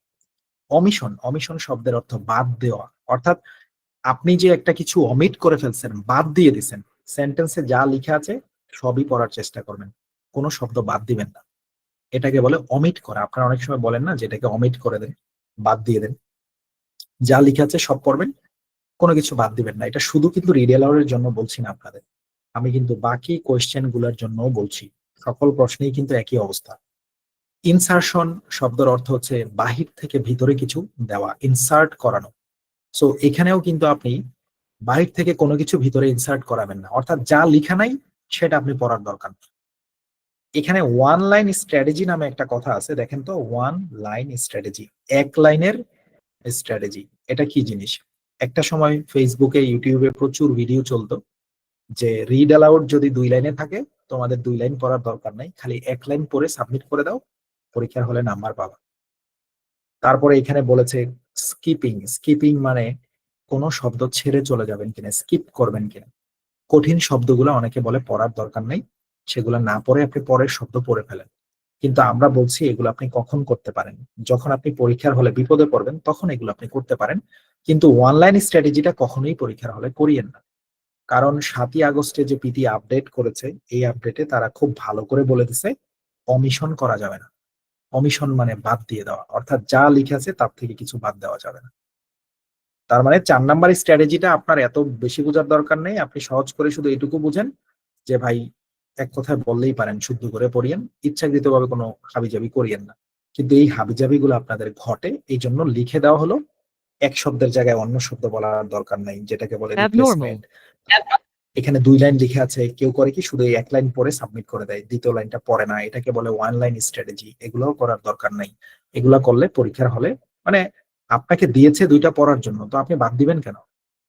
মানে আমার কথা হচ্ছে আপনাকে তো দিয়েছে 2টা পড়ার জন্য, তো আপনি এটা বাদ দিবেন কেন? লজিক এটা না? এটা অনেকে হয়তো প্রমোট করতে পারে, অনেক টিউটররা। আপনার মাথায় তো বুদ্ধি আছে নাকি, যে এখানে দিছে 2টা আমারে পড়ার জন্য, তো একটা পরীক্ষা একটা না পড়ে দিয়ে আসবো, এটা কেমন কথা? এটা কি মানায়? এটা নিজের সাথে যায়? এটা সহ্য করা যায়? সহ্য করা যায় না। সো সিম্পলি আপনি এগুলো বাদ দিবেন না। আর 7ই আগস্টের আপডেটে পিটি নিজেই বলে দিছে ওমিশন না করার জন্য। এবার খুব ভালো কাজ করছে, সে তার গাইডলাইনে সুন্দর করে লিখে দিছে, গত আগস্ট মাসের গাইডলাইনে আর কি। সো আপনি এগুলা বাদ দেওয়ার দরকার নাই। হয়তো ইউটিউব জুড়ে আপনি এরকম অনেক ভিডিও পেয়ে যেতে পারেন, সেগুলো পুরানো ভিডিও হতে পারে। পাশাপাশি আমরা বলেছি এখানে স্কিপিং করিয়েন না। স্কিপ মানে অনেকে বলবে যে এই ডিপ্লিশন শব্দটা যদি তোমার কাছে কঠিন লাগে, তুমি একটা কাজ করো, ওয়েদারটা পড়ার পরে ওয়াটারটা পড়ার পরে লাফ দিয়ে পরের শব্দটা পড়ো, মাঝখানে একটা বাদ দিয়ে দাও। আমি নিজে এটাকে সাপোর্ট করতে চাই না। কারণ হচ্ছে আপনি যদি বলেন যে ভাই কঠিন শব্দ 2-3টা বাদ দিয়ে দিই, দিতে পারেন, কিন্তু বাদ দিতে গেলে আপনি আটকে পড়েন, সমস্যাটা ওইখানে। আমি নিজেও এটা ট্রাই করে দেখছি। সে আপনি 35 সেকেন্ডে একটা রিড অ্যালাউডকে রিভিশন দিলেন, রেডি। রিভিশন দেওয়ার সময় আপনার কাছে মনে হয়েছে ডিপ্লিশন শব্দটা কঠিন, এটা আমি বাদ দিব, এখানে ফোকাসিং শব্দটা কঠিন, এটাও বাদ দিব, এখানে কমবেট শব্দটা কঠিন, এখানেও বাদ দিব। যে বাদ দেয় সে অনেকগুলোই বাদ দেয়। আপনার মাথায় একটা এক্সট্রা প্রেসার পড়ছে যে যখনই আমি ওয়াটার পর্যন্ত আসবো তখনই আমাকে লাফ দিয়ে পরের শব্দটা বলতে হবে। সো আমি তো এই ডিপ্লেশনটা পড়বো না। প্রথমটা হয়তো ঠিকঠাক মতোই পারবেন, কিন্তু দ্বিতীয়টা সামনে আসার পর হুট করে আপনার মনে পড়বে আরে এটা না ছাড়তে হবে, তখনই আটকে পড়বেন। এটা বাসায় করে দেখেন, আপনি যেখানে ছাড়তে চাইছেন ওখানে দেখেন আটকে পড়বেন। এর থেকে ভালো কি? এর থেকে ভালো কঠিন শব্দকে আপনি ভুল উচ্চারণ করে দেন, তারপরেও আপনি ফ্লুয়েন্সিটা নষ্ট করিয়েন না। সে আপনি ডিপ্লেশনকে যদি ডিপার্টমেন্ট বলেও চলে যেতে পারেন, চলে যান, তারপরেও এখানে আপনি আমতা বিষয়টা আনিয়েন না। এটা হলো আমার কথা। যদি আপনি বাদ দিয়ে দেন তাহলে তো এমনিই বাদ গেল এই শব্দটা, কিন্তু বাদ দেওয়ার পরে যদি আটকে পড়েন তাহলে বাদ দেওয়ার কারণে আরেকটা বিস্ফোরা হলো আটকে পড়া, তাহলে ওটার কারণে নাম্বার কমলো। কিন্তু আপনি বাদ দিলেন না, ভুল শব্দ বললেন, তাহলে বাদ দেওয়ার ভুল শব্দ পড়া একই কাজ, কিন্তু আপনার আমতামতাটা আসলো না, আটকানোটা হইলো না, এটার কারণে ওই যে আটকে পড়লে যে নাম্বারটা কমে যেত সেই নাম্বারটা কমলো। তার মানে আপনি এখানে কঠিন শব্দগুলোকে ভুল উচ্চারণ করে চলে যাবেন, বাদ দেওয়ার দরকার নেই। কারণ বাদ দিতে গেলে আপনাকে একটা রিড অ্যালাউডে যদি 3টা করে বাদ দিতে হয়, 2টা করে বাদ দিতে হয়, আপনাকে 6টা বা 5টা রিড অ্যালাউড পরীক্ষার হলে দিলে প্রত্যেকটা রিড অ্যালাউড থেকে আপনাকে 3-4টা করে শব্দ বাদ দিতে হবে, কারণ যে বাদ দেয় সে অনেকগুলাই বাদ দেয়। এর থেকে ভালো কি ওই 6টা রিড অ্যালাউডে যদি শব্দ বাদ দেন, 12টা শব্দ বাদ দিতে গেলে কমপক্ষে 5টা বা 6টাতে আপনি আটকে পড়বেন, হুট করে মনে পড়বে পড়তে পড়তে যে এখানে তো বাদ দিতে হবে, তখন একটু ব্রেক লেগে যাবে, আমতা আসবে। এর থেকে ভালো না শব্দগুলো ভুল করেন, একটা ভুল উচ্চারণ করেন, কিন্তু আপনি আমতাটা করিয়েন না। এটার নাম ফ্লুয়েন্সি রক্ষা করে, চালাকি করে ভুল পরে ফ্লুয়েন্সি রক্ষা করে নাম্বার ভালো উঠায় নিয়ে আসা। কারণ স্পিকিং এ আটকে পড়লে নাম্বার কমে। সো এটা মাথায় রেখেন, ইচ্ছাকৃতভাবে কোনো ভুল করিয়েন না, ভুল হয়ে গেলে সেটারে শুদ্ধ করার জন্য পিছনে আসিয়েন না। আর আপনি এইখানে কঠিন শব্দকে একটা ভুল উচ্চারণ বলে চলে যান। এর পরেও যদি বলেন ইয়ের মতো আর কি, ধরেন অ্যান্টিবায়োটিক লিখছি একেবারে দারুণ, 500 mg মনে করেন যে ডেলি 4টা, এরপরে রুগী যদি জিজ্ঞেস করে স্যার এরপরেও যদি জ্বর না সারে, এইরকম একটা প্রশ্ন তো থাকে, এরপরেও যদি জ্বর না সারে, তার মানে যদি ভুল উচ্চারণ করার পরেও যদি ভাই আমার স্কিপ করা লাগে, এবার আপনারে বলতে হবে আপনি তখন ওই শব্দটারে ছেড়ে দিয়ে পরেরটা পড়ে যেতে পারেন, কিন্তু আটকায়েন না। অর্থাৎ আপনার যদি ভুল করতেও কষ্ট হয়, অর্থাৎ কঠিন শব্দ আপনি ভুল উচ্চারণ করবেন, যদি সেটাও না পারেন আপনি এটাকে ছেড়ে দিয়ে পরেরটায় যেতে পারেন, কিন্তু এটাকে ছেড়ে দিয়ে পরেরটায় যে যাবেন সেটা ছাড়তে গিয়ে যেন আপনি আমতা করে আটকে না পড়েন, এটা একটু মাথায় রাখতে হবে। এই ছিল 4 নম্বর স্ট্র্যাটেজি। চলে গেলাম 5 নম্বর স্ট্র্যাটেজিতে। এই হলো 5। আচ্ছা, 5 নাম্বারটা দেখেন। 5 নাম্বারটার মধ্যে সহজ করে আমরা লিখেছি রিদম। রিদম মানে একটা কিছু বলছি পরে, স্মুথ, স্মার্টলি, ন্যাচারালি পড়তে হবে। রিদম মানে আপনার কথার মধ্যে শ্রুতি মাধুর্য থাকতে হবে। রিদমের অর্থ হচ্ছে শ্রুতি মধুর ব্যাপারটা আসতে হবে, অর্থাৎ আপনার পড়া সুন্দর হইতে হবে।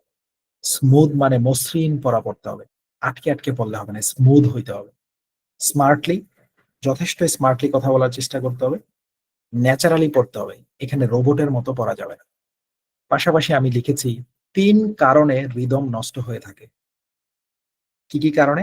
আটকে আটকে যদি পড়েন তাহলে আপনার পড়ার সৌন্দর্য নষ্ট হবে, যদি রোবটের মতো পড়া হয় তাহলেও পড়ার সৌন্দর্য নষ্ট হবে। আরেকটা রিজন আছে, পড়ার মাঝখানে শব্দের উপর হঠাৎ করে চাপ বাড়িয়ে দিলে আপনার পড়ার সৌন্দর্য নষ্ট হবে। এই 3টা জিনিস আমি আপনাকে দেখাই। শুরু থেকে শেষ পর্যন্ত প্রতিটা শব্দ সমানভাবে উচ্চারণ করতে হবে, যত বেশি স্মার্টলি পড়া যায়, কিন্তু ন্যাকামো করা যাবে। আরেকবার খেয়াল করেন 5 নাম্বার স্ট্র্যাটেজিটা একটু নিজের মতো একটু খেয়াল করেন, মুখস্থ করেন। রিদম, স্মুথ, স্মার্টলি এবং ন্যাচারালি পড়তে হবে। রিদম, স্মুথ, স্মার্টলি এবং ন্যাচারালি পড়তে হবে। এটার মানে হচ্ছে আপনার পড়ার সৌন্দর্য বৃদ্ধি পেতে হবে। যদি কোনো কারণে আপনার পড়া সুন্দর না হয়, পরীক্ষার হলে আপনি নাম্বার কম পাবেন। এখানে সৌন্দর্য বৃদ্ধি করার জন্য আপনাকে কোন জিনিসগুলোর প্রতি খেয়াল রাখতে হবে? নাম্বার 1, আটকে আটকে পড়া যাবে না। নাম্বার 2, রোবটের মতো পড়া যাবে না। নাম্বার 3, পড়ার মাঝখানে কোনো শব্দের উপর হঠাৎ করে চাপ বাড়িয়ে দেওয়া যাবে না। সেটা কেমন? চলেন প্রশ্নে নিয়ে যাই। আসলেন এই প্রশ্নে। প্রথমে বলেছি আটকে আটকে পড়া যাবে না। যেমন দেখেন এখানে আটকে পড়াটা কেমন হতে পারে। সে আপনি শুরু করলেন, agricultural problems due to climate change, abnormal weather, water depletion and the collapse of soil। বুঝতে পেরেছেন আটকে পড়াটা? এটাকে বলে আটকে পড়া। এইভাবে পড়লে প্রচুর নাম্বার কমে যাবে।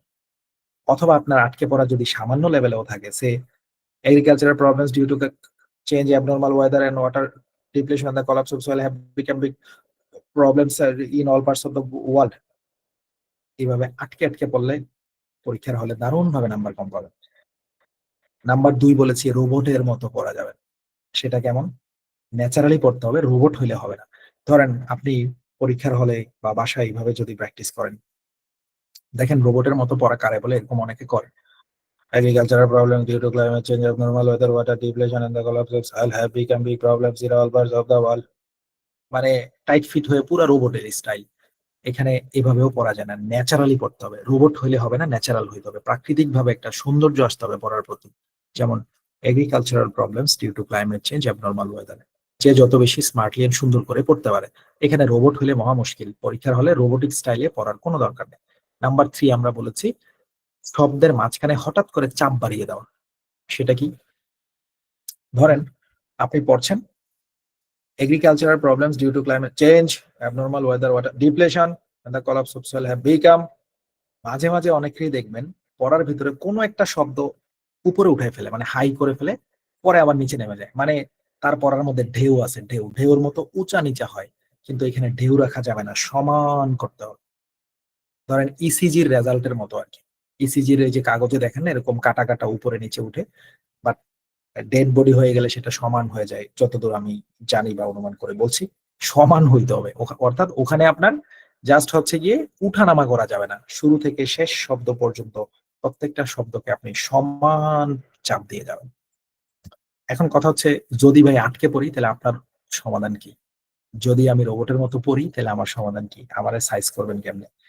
এটার সমাধান অলরেডি আপনাদের কাছে আছে। সেটা হচ্ছে আমাদের 5টা পিডিএফ এর 3 নাম্বার আর 4 নাম্বার পিডিএফ কি কাজে লাগে। 5 নাম্বার পিডিএফ তো আমাদের অ্যান্সার শর্ট কোশ্চেনের জন্য চলে গেল। 1 নাম্বার পিডিএফ আমাদের বানানের জন্য, 2 নাম্বার পিডিএফ আমাদের রিডিং এর অর্থের জন্য, 3 নাম্বার আর 4 নাম্বার পিডিএফ আমাদের মুখের জড়তা কাটানোর জন্য, আটকে পড়া কাটানোর জন্য। এনিওয়েজ, আরেকটা বিষয়, আমাদের কিন্তু মাঝখানে একটা এক্সাম হবে, সেটার ব্যাপারে অ্যানাউন্সমেন্টটা দিয়ে দিই। আমাদের স্পিকিং কোর্স শেষ হওয়ার পরে, অর্থাৎ স্পিকিং এর 7টা ক্লাস শেষ হওয়ার পরে 8ম ক্লাসে আমাদের একটা এক্সাম হবে। আমাদের 1 নাম্বার পিডিএফ এর উপরে লিখে রাখবেন খাতায়, 1 নাম্বার পিডিএফ এ যে বানানগুলো দেওয়া আছে, বানানের উপরে একটা এক্সাম নিব।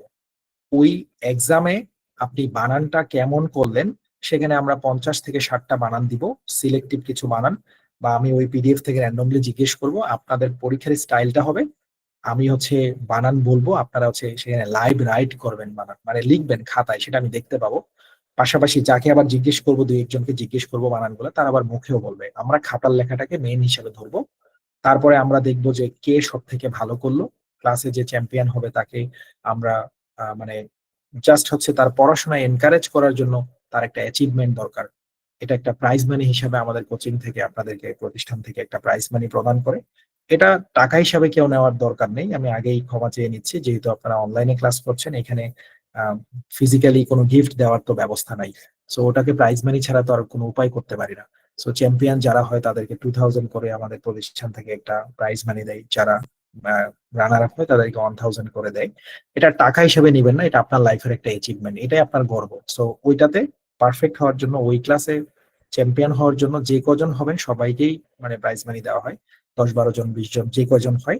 সো সিম্পলি ওই পরীক্ষাটা আপনি ভালো করার জন্য এখন থেকে রেকর্ডেড ক্লাসে যেভাবে দেখানো হয়েছে আপনার বানান শেখার জন্য, শুনে শুনে যেটা করতেছেন, আপনারা লিসেনিং করে করে যেই বানানটা শিখছেন, অলরেডি ভর্তি হওয়ার পরপর যে রেকর্ডেড ক্লাসটা পেয়েছেন, সেই অনুযায়ী আপনারা 1 নাম্বার পিডিএফটা 8ম ক্লাসের আগেই শেষ করে ফেলেন, যেন পরীক্ষায় আপনি ভালো করতে পারেন। আর ওই পরীক্ষায় যদি আপনি ভালো করেন, তাহলে আপনি রাইটিং এবং লিসেনিং এ রিয়েল এক্সামে দারুণ একটা রেজাল্ট করবেন। কারণ রাইটিং এর ক্লাসটা যেদিন শুরু হবে সেদিনই দেখবেন এখানে বানান লাগে, যেদিনই লিসেনিং এর ক্লাস শুরু হবে স্পিকিং এর পরে সেদিনই দেখবেন এখানে বানান লাগে। সো বানান ছাড়া আমি কিছু করতে পারছি না। তখন গিয়ে ফিল করবেন যে ভাই যে এতদিন ধরে চিল্লাইতেছিল বানানগুলো শিখতে, এখন তো দেখতেছে আসলেই তো এই ঘটনা ঘটতেছে, বানান তো পারি না। তখন বানান না পারার কারণে ওখানে নাম্বার কমতে থাকে। সিম্পলি 8 নাম্বার ক্লাসে আপনাদের এক্সাম হবে, নোট রাখেন। আপনাদের এক্সাম কেমন হবে সেটা এক্সামের দিন আসলেই বুঝবেন। আপাতত জেনে রাখেন, সেখানে চুরি করার কোনো সুযোগ থাকে না। সো এইটুক জেনে রাখেন, যে জেনুইন সেই ক্লাসে জিতে, এবং যে হচ্ছে লিসেনিং পাওয়ার উন্নত করতে পারে আমার রেকর্ডেড ক্লাস অনুযায়ী, সে সেইখানে হচ্ছে ভালো করে। কারণ আমি ওখানে এক্সামের ভিতরে 4-5টা রকমের করি এক্সামটাকে। কখনো হচ্ছে আমি ভিন্ন অ্যাকসেন্টে বলি, কখনো আমি নিজের অ্যাকসেন্টে বলি, কখনো তাড়াতাড়ি বলি, কখনো আস্তে বলি, কখনো সময় কম দেই বেশি দেই। মানে আমি দেখতে চাই যে পরীক্ষার হলে এগুলা ঘটলে আপনি কেমন করেন। সো আপনি জাস্ট রেকর্ডেড ক্লাসটা ফলো করেন, 1 নাম্বার পিডিএফ এর বাইরে প্রশ্ন আসবে না, 1 নাম্বার পিডিএফ। এই হলো আমার 5 পিডিএফ এর গল্প। এবার আসেন, এখানে আমরা আপনাদেরকে বলছি স্পিকিং এ আপনি আটকে পড়লে কি করবেন। এখানে 60% মানুষের মুখে আটকে যাবে কথা, এটা আমরা জানি, কিন্তু এটা সেরে যাবে 5 দিন পর, 10 দিন পর, যদি আপনি আমার 3 নাম্বার আর 4 নাম্বার পিডিএফটা প্র্যাকটিস করেন। এখন আপনি আজকে পড়তে গেলে এখানে 60% ভাইয়েরা বোনেরা দেখবেন আটকে পড়ছেন। আমি 100 ভাগ শিওর আপনি আটকে পড়বেন। পড়তে গেলে আপনি আমতামতা করবেন, আপনি আটকে যাবেন, আপনি বিভিন্ন রোবটের মতো হবেন। সবকিছু আপনি ঠিক করতে পারবেন আমাদের 3 নাম্বার আর 4 নাম্বার পিডিএফটা আমি যেভাবে রেকর্ডেড ক্লাসে দেখিয়েছি। যদি এতদিন কেউ ওটা করে ফেলেন বাসায়, যে 1 মাস আগে ভর্তি হয়েছে, তার আজকে আটকাইলে সে মানে শাস্তিপ্রাপ্ত। বিকজ অফ 1 মাস ধরে তো আপনারা বলা হয়েছে যে আটকানো সারানোর জন্য আগে থেকে এগুলো করে রেডি হয়ে আসেন। সো কেন করেন না এতদিন? যদি করে না থাকেন, আজকে আবার রেকর্ডেড ক্লাস দেখবেন, ওখানে দেখানো আছে 3 নাম্বার এবং 4 নাম্বার পিডিএফটা ওপেন করে প্রতিটা বাক্য কিভাবে একটানা 5 বার করে পড়তে হয়, লিপসিং করার মতো। ধরেন আজকে আপনি রিড অ্যালাউড পড়তে গেলেন, বাসায় আটকে পড়বেন, কালকেও আটকে যাবেন, কিন্তু আমার ওই 3 নাম্বার আর 4 নাম্বার পিডিএফ যদি আমার কথা মতো আপনি প্র্যাকটিস করেন, আগামী 4-5 দিন সময় লাগবে আপনার এই আটকানোটা ছুটে আসতে। সেটা কিভাবে আমি দেখিয়ে দিয়েছি অলরেডি আপনাদের রেকর্ডেড ক্লাসে, আরো একবার দেখে নিবেন। ওই রেকর্ডেড ক্লাসে দেখানো আছে 3 নাম্বার পিডিএফ ওপেন করার পরে সেখানে দেখা যায় ছোট ছোট বাক্য দেওয়া আছে প্রায় 300টার মতো। 4 নাম্বার পিডিএফটা ওপেন করার পরে সেখানে দেখা যায় ছোট ছোট বাক্য দেওয়া আছে 200 না 250-র মতো। ওই বাক্যগুলো নিয়েছি কোত্থেকে? ওই বাক্যগুলো নিয়েছি আগামী ক্লাস যে আমরা করাবো রিপিট সেন্টেন্সের উপরে, সেই রিপিট সেন্টেন্স থেকে আমি আপনাদেরকে বাক্যগুলো কালেক্ট করেছি। কেন আমি ওই বাক্যগুলো রিপিট সেন্টেন্স থেকে কালেক্ট করলাম? কারণ আগামী ক্লাসে এই বাক্যগুলো আমার সাজেশন হিসেবে দিতে হবে আপনাদের। সেটা যদি আমি আগেই আপনাদেরকে মুখের জড়তা কাটানোর জন্য দিয়ে দিতে পারি, একই সাথে 2 দিকে লাভ হচ্ছে না? এই হলো 3 নাম্বার পিডিএফ। 3 নাম্বার পিডিএফটা ওপেন করবেন। 3 নাম্বার পিডিএফ আর 4 নাম্বার পিডিএফ এর চেহারা দুটো একই। এখানে দেখেন কি লেখা আছে, 3 নাম্বার পিডিএফটাতে তাকান। এখানে একটু উপরে গেলেন, এখানে লেখা আছে repeat sentence from APEUni monthly prediction with APEUni question numbers. এখন নাম্বারগুলো একটু চেঞ্জ হয়ে গেছে, ওরা ওই মাঝে মাঝে শাফল করে ফেলে এগুলো, বুঝছেন? So do not worry. এখানে রিপিট সেন্টেন্স মানে কি? আগামী ক্লাসে যে আমরা রিপিট সেন্টেন্স পড়বো, ওই যে বলেছি শুনে শুনে বাক্য বলতে হয়, আগামী ক্লাসে দেখবেন এই বাক্যটা আপনারে বলবে adverse might use humour, drama or catchy slogans to grab people's attention. আপনাকেও মাইক্রোফোনে বলতে হবে advance might use humour, drama or catchy slogans to grab people's attention. কিন্তু ওখানেও যদি বলার সময় এরকম করেন adverse might use drama or catchy, শেষ নাম্বার। অর্থাৎ মুখের জড়তা থাকলেই স্পিকিং এ একদম ডাব। আবার মুখের জড়তা যদি না থাকে, ফ্লুয়েন্টলি যদি কেউ কথা বলতে পারে, তার এসএসসি এইচএসসি তে ইংরেজিতে ফেল থাকলেও এখানে 90 পেতে পারেন, সমস্যা নেই। কারণ এই জায়গাটা একটু ভিন্ন ক্যাটাগরির, আশা করি বুঝছেন। এই হলো 3 নাম্বার পিডিএফ। আপনাদের কাজ কি? 3 নাম্বার পিডিএফটা ওপেন করে এইভাবে 1 2 3 4 করে করে 20টা বাক্য প্রতিদিন বাসায় কি করবেন? প্রতি বাক্য একটানা 5 বার করে লিপসিং করবেন। সেটা কেমনে? সে আপনি কালকে সকালে অথবা কালকে অফিস থেকে এসে সন্ধ্যার সময় পড়তে বসবেন। কালকে তো আপনার ক্লাস নেই, সো কালকে আপনি অবশ্যই বাসায় পড়াশোনা করতে হবে। সন্ধ্যার সময় পড়তে বসে প্রথম কাজ হবে 3 নাম্বার পিডিএফটা ওপেন করবেন। ওপেন করে আপনি করবেন কি 20টা বাক্য, প্রতি বাক্য একটানা 5 বার পড়বেন। কিভাবে? প্রথম বাক্যটা এইভাবে পড়বেন, adverts might use humor, drama or catchy slogans to grab people's attention। হবে না, কারণ কি আমতা আমতা করতেছেন। আবার adverts might use humor, drama or catchy slogans to হবে না। আবার adverts might use humor, drama or catchy slogans to grab people's attention। এবার হবে। একটানা পড়েছেন, মাঝখানে কোনো থামাথামি নেই। এবার আরো 4 বার adverts might use humor, drama or catchy slogans to grab people's attention। adverts might use humor, drama or catchy slogans to grab people's attention। adverts might use humor, drama or catchy slogans to grab people's attention। এইভাবে মুখের জড়তা কাটে। এটাকে বলে গানের কলি শেখানোর মতো। শিল্পীকে যেরকম একই কলি বারবার গাইতে দেয়, আমি আপনাকে এখানে দিয়েছি রিপিট সেন্টেন্সের বাক্যগুলো মুখের জড়তা কাটানোর জন্য। এইভাবে প্রতি বাক্য 5 বার করে টানবেন, মাঝখানে না আটকে 5 বার। একবার হয়েছে, আবার দ্বিতীয়বার আটকে গেছেন, বাকি 4টা না আটকেলেই হবে। এইভাবে 1 2 3 4 করে করে এই পিডিএফ থেকে ডেইলি 20টা, 4 নাম্বার পিডিএফ থেকেও 20টা। কালকে আপনার কাজ হবে পড়তে বসার আগে 20টা 20টা 40টা বাক্য, প্রতি বাক্য 5 বার করে টেনে আপনার মুখটাকে জড়তাবিহীন করে নিতে হবে।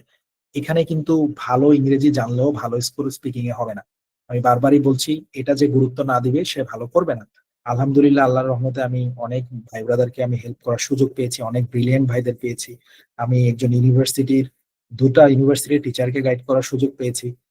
তারা পিএইচডির জন্য ইউএসএ যাবে। নিজে নিজে একবার পরীক্ষা দিয়েছিল, স্পিকিং এ 50 নিচে নাম্বার আসছিল। তো ওই স্যার আমাকে বলছিল, উনি একজন অ্যাসোসিয়েট প্রফেসর একটা পাবলিক ইউনিভার্সিটি, যে ভাই আমি কি এতই খারাপ যে আমি স্পিকিং এ 50-এর নিচে পাবো? ওনার সমস্যা একটাই ছিল, অ্যাসোসিয়েট প্রফেসর মানে ওনার বয়স বেশ ভালো, ওনার সমস্যা একটাই ছিল কথা বলার সময় আটকে পড়া। কারণ ওই বয়সে গিয়ে স্মুথলি স্পিকিং করাটা হয় না। কিন্তু উনি যখন মিটিং করে, যখন বিদেশিদের সাথে কথা বলে, তখন তো ভালোই করে। সেখানে তার আমতা আমতা কেউ দেখে না, বা ওটাতে তার নাম্বার নাই। কিন্তু পিটির ব্যাপারটা ডিফারেন্ট। তারপর ওনাকে আমি বারবার বলেছি, ভাই আপনার একটাই কাজ, আপনার অন্য কিছু গাইড করার সাহসও আমার নাই। আমি যদিও ওনাকে সব কটা গাইড করেছি, দেখে দিয়েছি, আপনার শুধু কাজ হচ্ছে স্পিকিং এর মুখের জড়তাটা কাটানো। এরকম ডাক্তারদের সাথে হয়। সিনিয়র ডক্টর বেশ কয়েকজন পেয়েছিলাম, এমডিএমএস করা অনেককে পেয়েছিলাম। তো এই ব্যাচেও আমাদের অনেক ডাক্তার ভাই বোন আছেন, আমি আপনাদের পরিচয় পর্ব দেখেছি। আপনাদের এই প্রবলেমটা হতে পারে, যাদের একটু এইজ আছে, যারা অনেকদিন ধরে ইংরেজিতে কথাবার্তা বলেন না।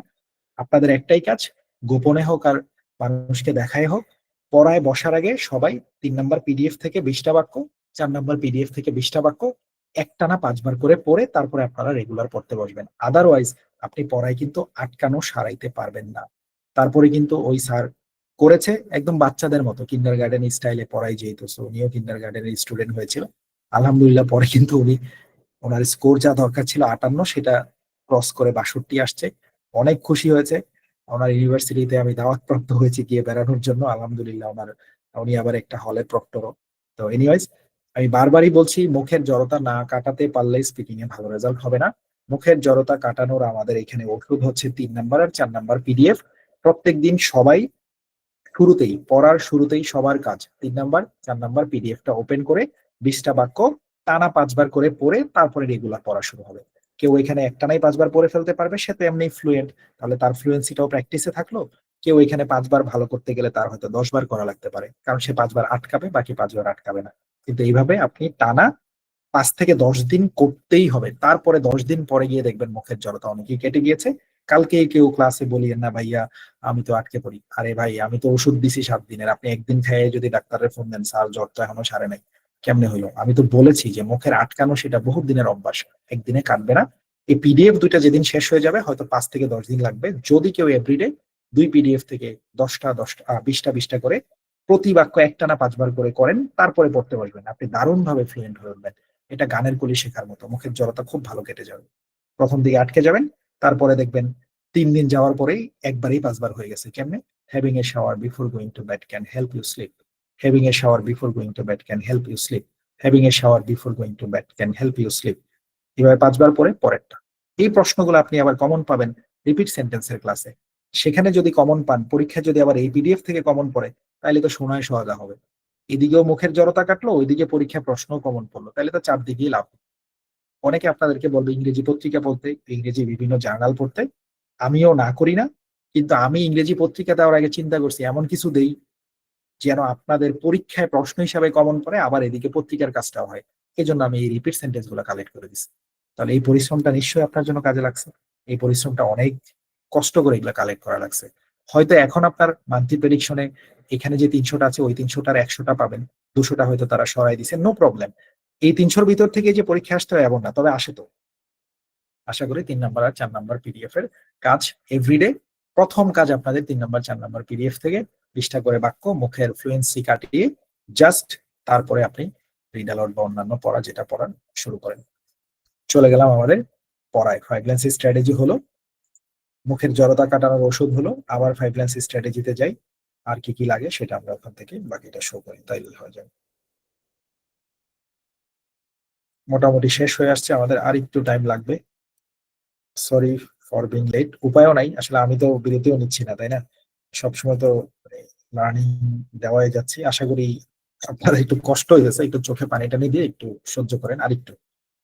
আচ্ছা, এবার আসেন 5 লাইন স্ট্র্যাটেজিটা রিভাইজ দেই, তাহলে আরো সহজ হয়ে যাবে। তারপরে আমরা যে পড়াটা ওপেন করছি সেটা আমি পড়ি, নাম্বারটা চেক করি, তারপর আপনাদের ওটা শেয়ার করি। সময় থাকলে আরো কয়টা পড়ি, সময় না থাকলে আমি, আপনারা চলে গেলে আমি রাতে সেগুলা করে পাঠাই দিব। এই হলো আমাদের আরেকটু কাজ বাকি। তারপরে অ্যাপিন এটা কিভাবে শেয়ার করবেন আমাদেরকে পড়াগুলা, ওটা দেখিয়ে দিলেই হবে। এই 4টা কাজ বাকি আছে। এবার এটাকে একটু রিভিউ করি। নাম্বার 1, 5 লাইন স্ট্র্যাটেজি আপনার মাথায় ঢুকেছে। কেমনে ঢুকছে? প্রথম পয়েন্টে সবাই চোখ বন্ধ করে ভাবেন। নাম্বার 1 আমরা বলছি সবাই চোখ বন্ধ করবেন, তারপরে ভাববেন। মানে আপনি এতক্ষণ শিখলেন কিনা এটা একটু দেখেন, মানে ক্লাসের পড়া ক্লাসেই হয়ে যাক, ওটাই উদ্দেশ্য। সো আপনি ভাবেন, প্রথম পয়েন্টে আমরা বলেছি শুদ্ধ, ক্লিয়ার এবং নিজের অ্যাকসেন্টে কথা বলবো। যদি শুদ্ধ না হয় তাহলে আমরা ক্লিক করে করে সেখানে বানান উচ্চারণগুলো শুনে শুনে যতক্ষণ সকল শব্দের উচ্চারণ না পারবো ততক্ষণ রিড অ্যালাউড পড়বো না, ওটা নিয়ে বসে থাকবো অনেকক্ষণ। উচ্চারণ আগে শিখবো, দরকারে খাতায় লিখে শিখবো, বাংলায় লিখে লিখে তারপরে আমরা ক্লিয়ার এবং নিজের অ্যাকসেন্টে রিড অ্যালাউড পড়ার চেষ্টা করব। 2 নাম্বার স্ট্র্যাটেজি, আমরা পড়ার সময় ফিল করব, আমি কিন্তু চোখ বন্ধ করেই বলতেছি, ফিল করব কম্পিউটারটা আমার অফিসের বস, তার সামনে বসছি, এখানে চিল্লাচিল্লি করা যাবে না।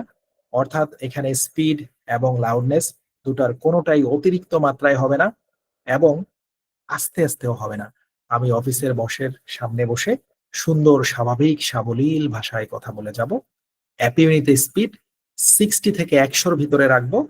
মাঝে মাঝে একটু বেশি কম হয়ে যেতে পারে, 100 ক্রস করে সর্বোচ্চ হয়তো কখনো 102, 3, 4, 5 হতে পারে, 10 হতে পারে, সর্বোচ্চ 20 হতে পারে।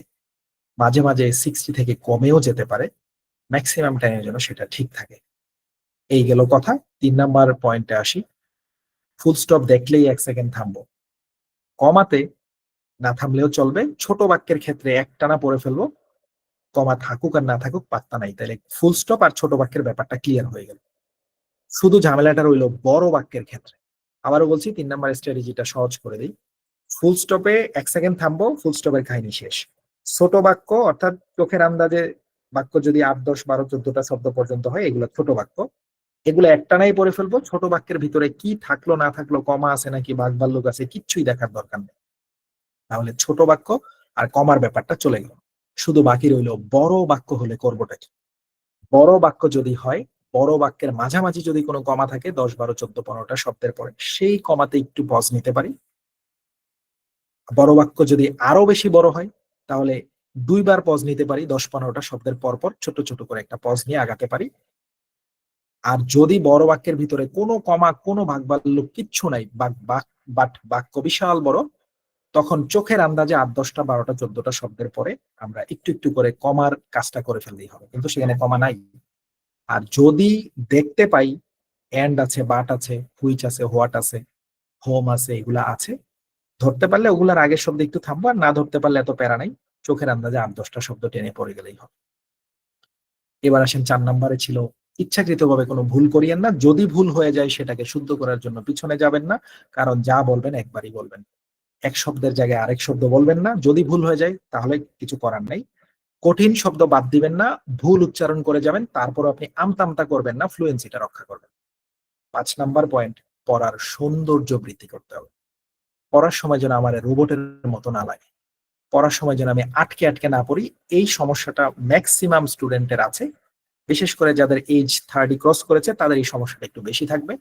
যারা একটু হাই অফিসিয়ালস এখানে আছেন, আমি দেখেছি আপনাদের প্রোফাইল গুলা, একটু এই সমস্যাটা আপনার থাকবে।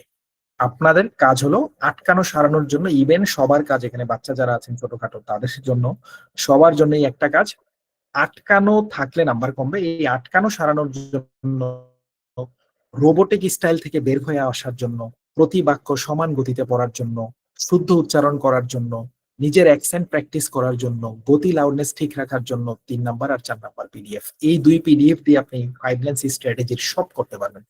অর্থাৎ পিডিএফটাই আপনি 5 লাইন্স স্ট্র্যাটেজি ফলো করে পড়বেন, তাহলেই তো হয়ে গেল।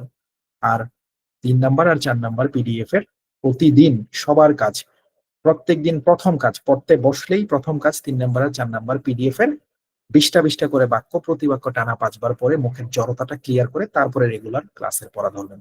কালকে অফিস থেকে এসে সন্ধ্যায় প্রথম কাজই আপনার এটা। অলরাইট। আর রোবট স্টাইলে পড়বেন না, সেটাও ঠিক করবেন পিডিএফ পড়ে। যদি কেউ মনে করেন যে ভাই আমার গলাটা একটু ভিন্ন রকম, সমস্যা নাই, পরীক্ষায় নাম্বার পাবেন, আর চেষ্টা করবেন একটু ন্যাচারাল মানুষের মতো পড়তে, তখন দেখবেন গতি কমে গেছে, তখন আর একটু গতি বাড়ায় পড়বেন। অর্থাৎ এখানে যে যত স্মার্টলি পড়তে পারেন। এবার চোখ খুলেন, আরে ঘুমে ধরে গেছে। আচ্ছা, এবার আসেন যে পড়াটা আমরা ওপেন করছি সেটাকে আমরা একটু পড়ি, তাহলে আরো ক্লিয়ার হবে বিষয়টা কি বোঝাচ্ছিলাম। পাকান, চলে আসছি পড়াতে। এবার এখানে দেখেন, আমরা এখানে পড়ার কথা বলছিলাম, এই এগ্রিকালচারাল প্রবলেমসটা আমরা এটা পড়বো।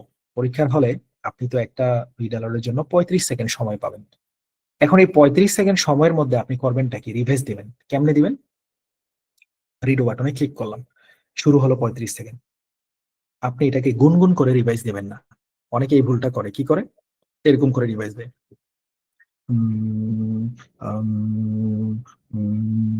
যখনই পিক করে তখনই কথা বলে আর আটকে পড়ে। এই জন্য কি করবেন, এই রিভাইজের টাইমে জোরে জোরে কথা বলবেন।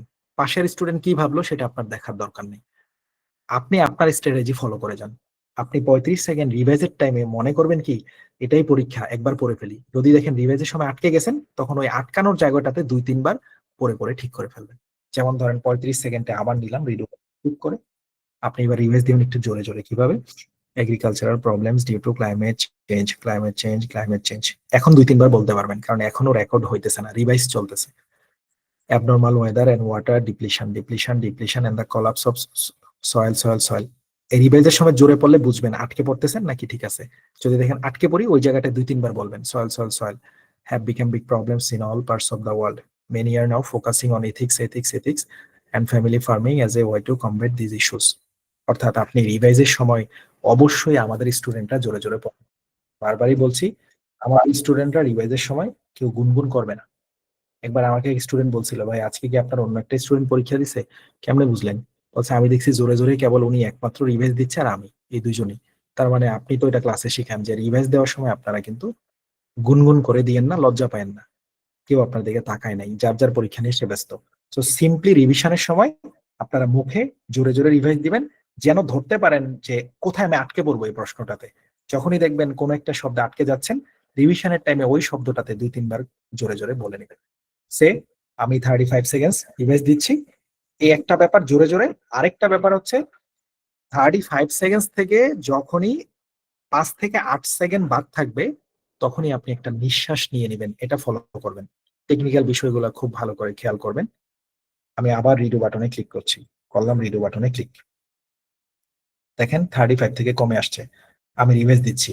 Agricultural problems due to climate change, abnormal weather, water depletion and the collapse of soil have become big problems in all parts of the world. Many are now focusing on ethics and family farming as a way to combat these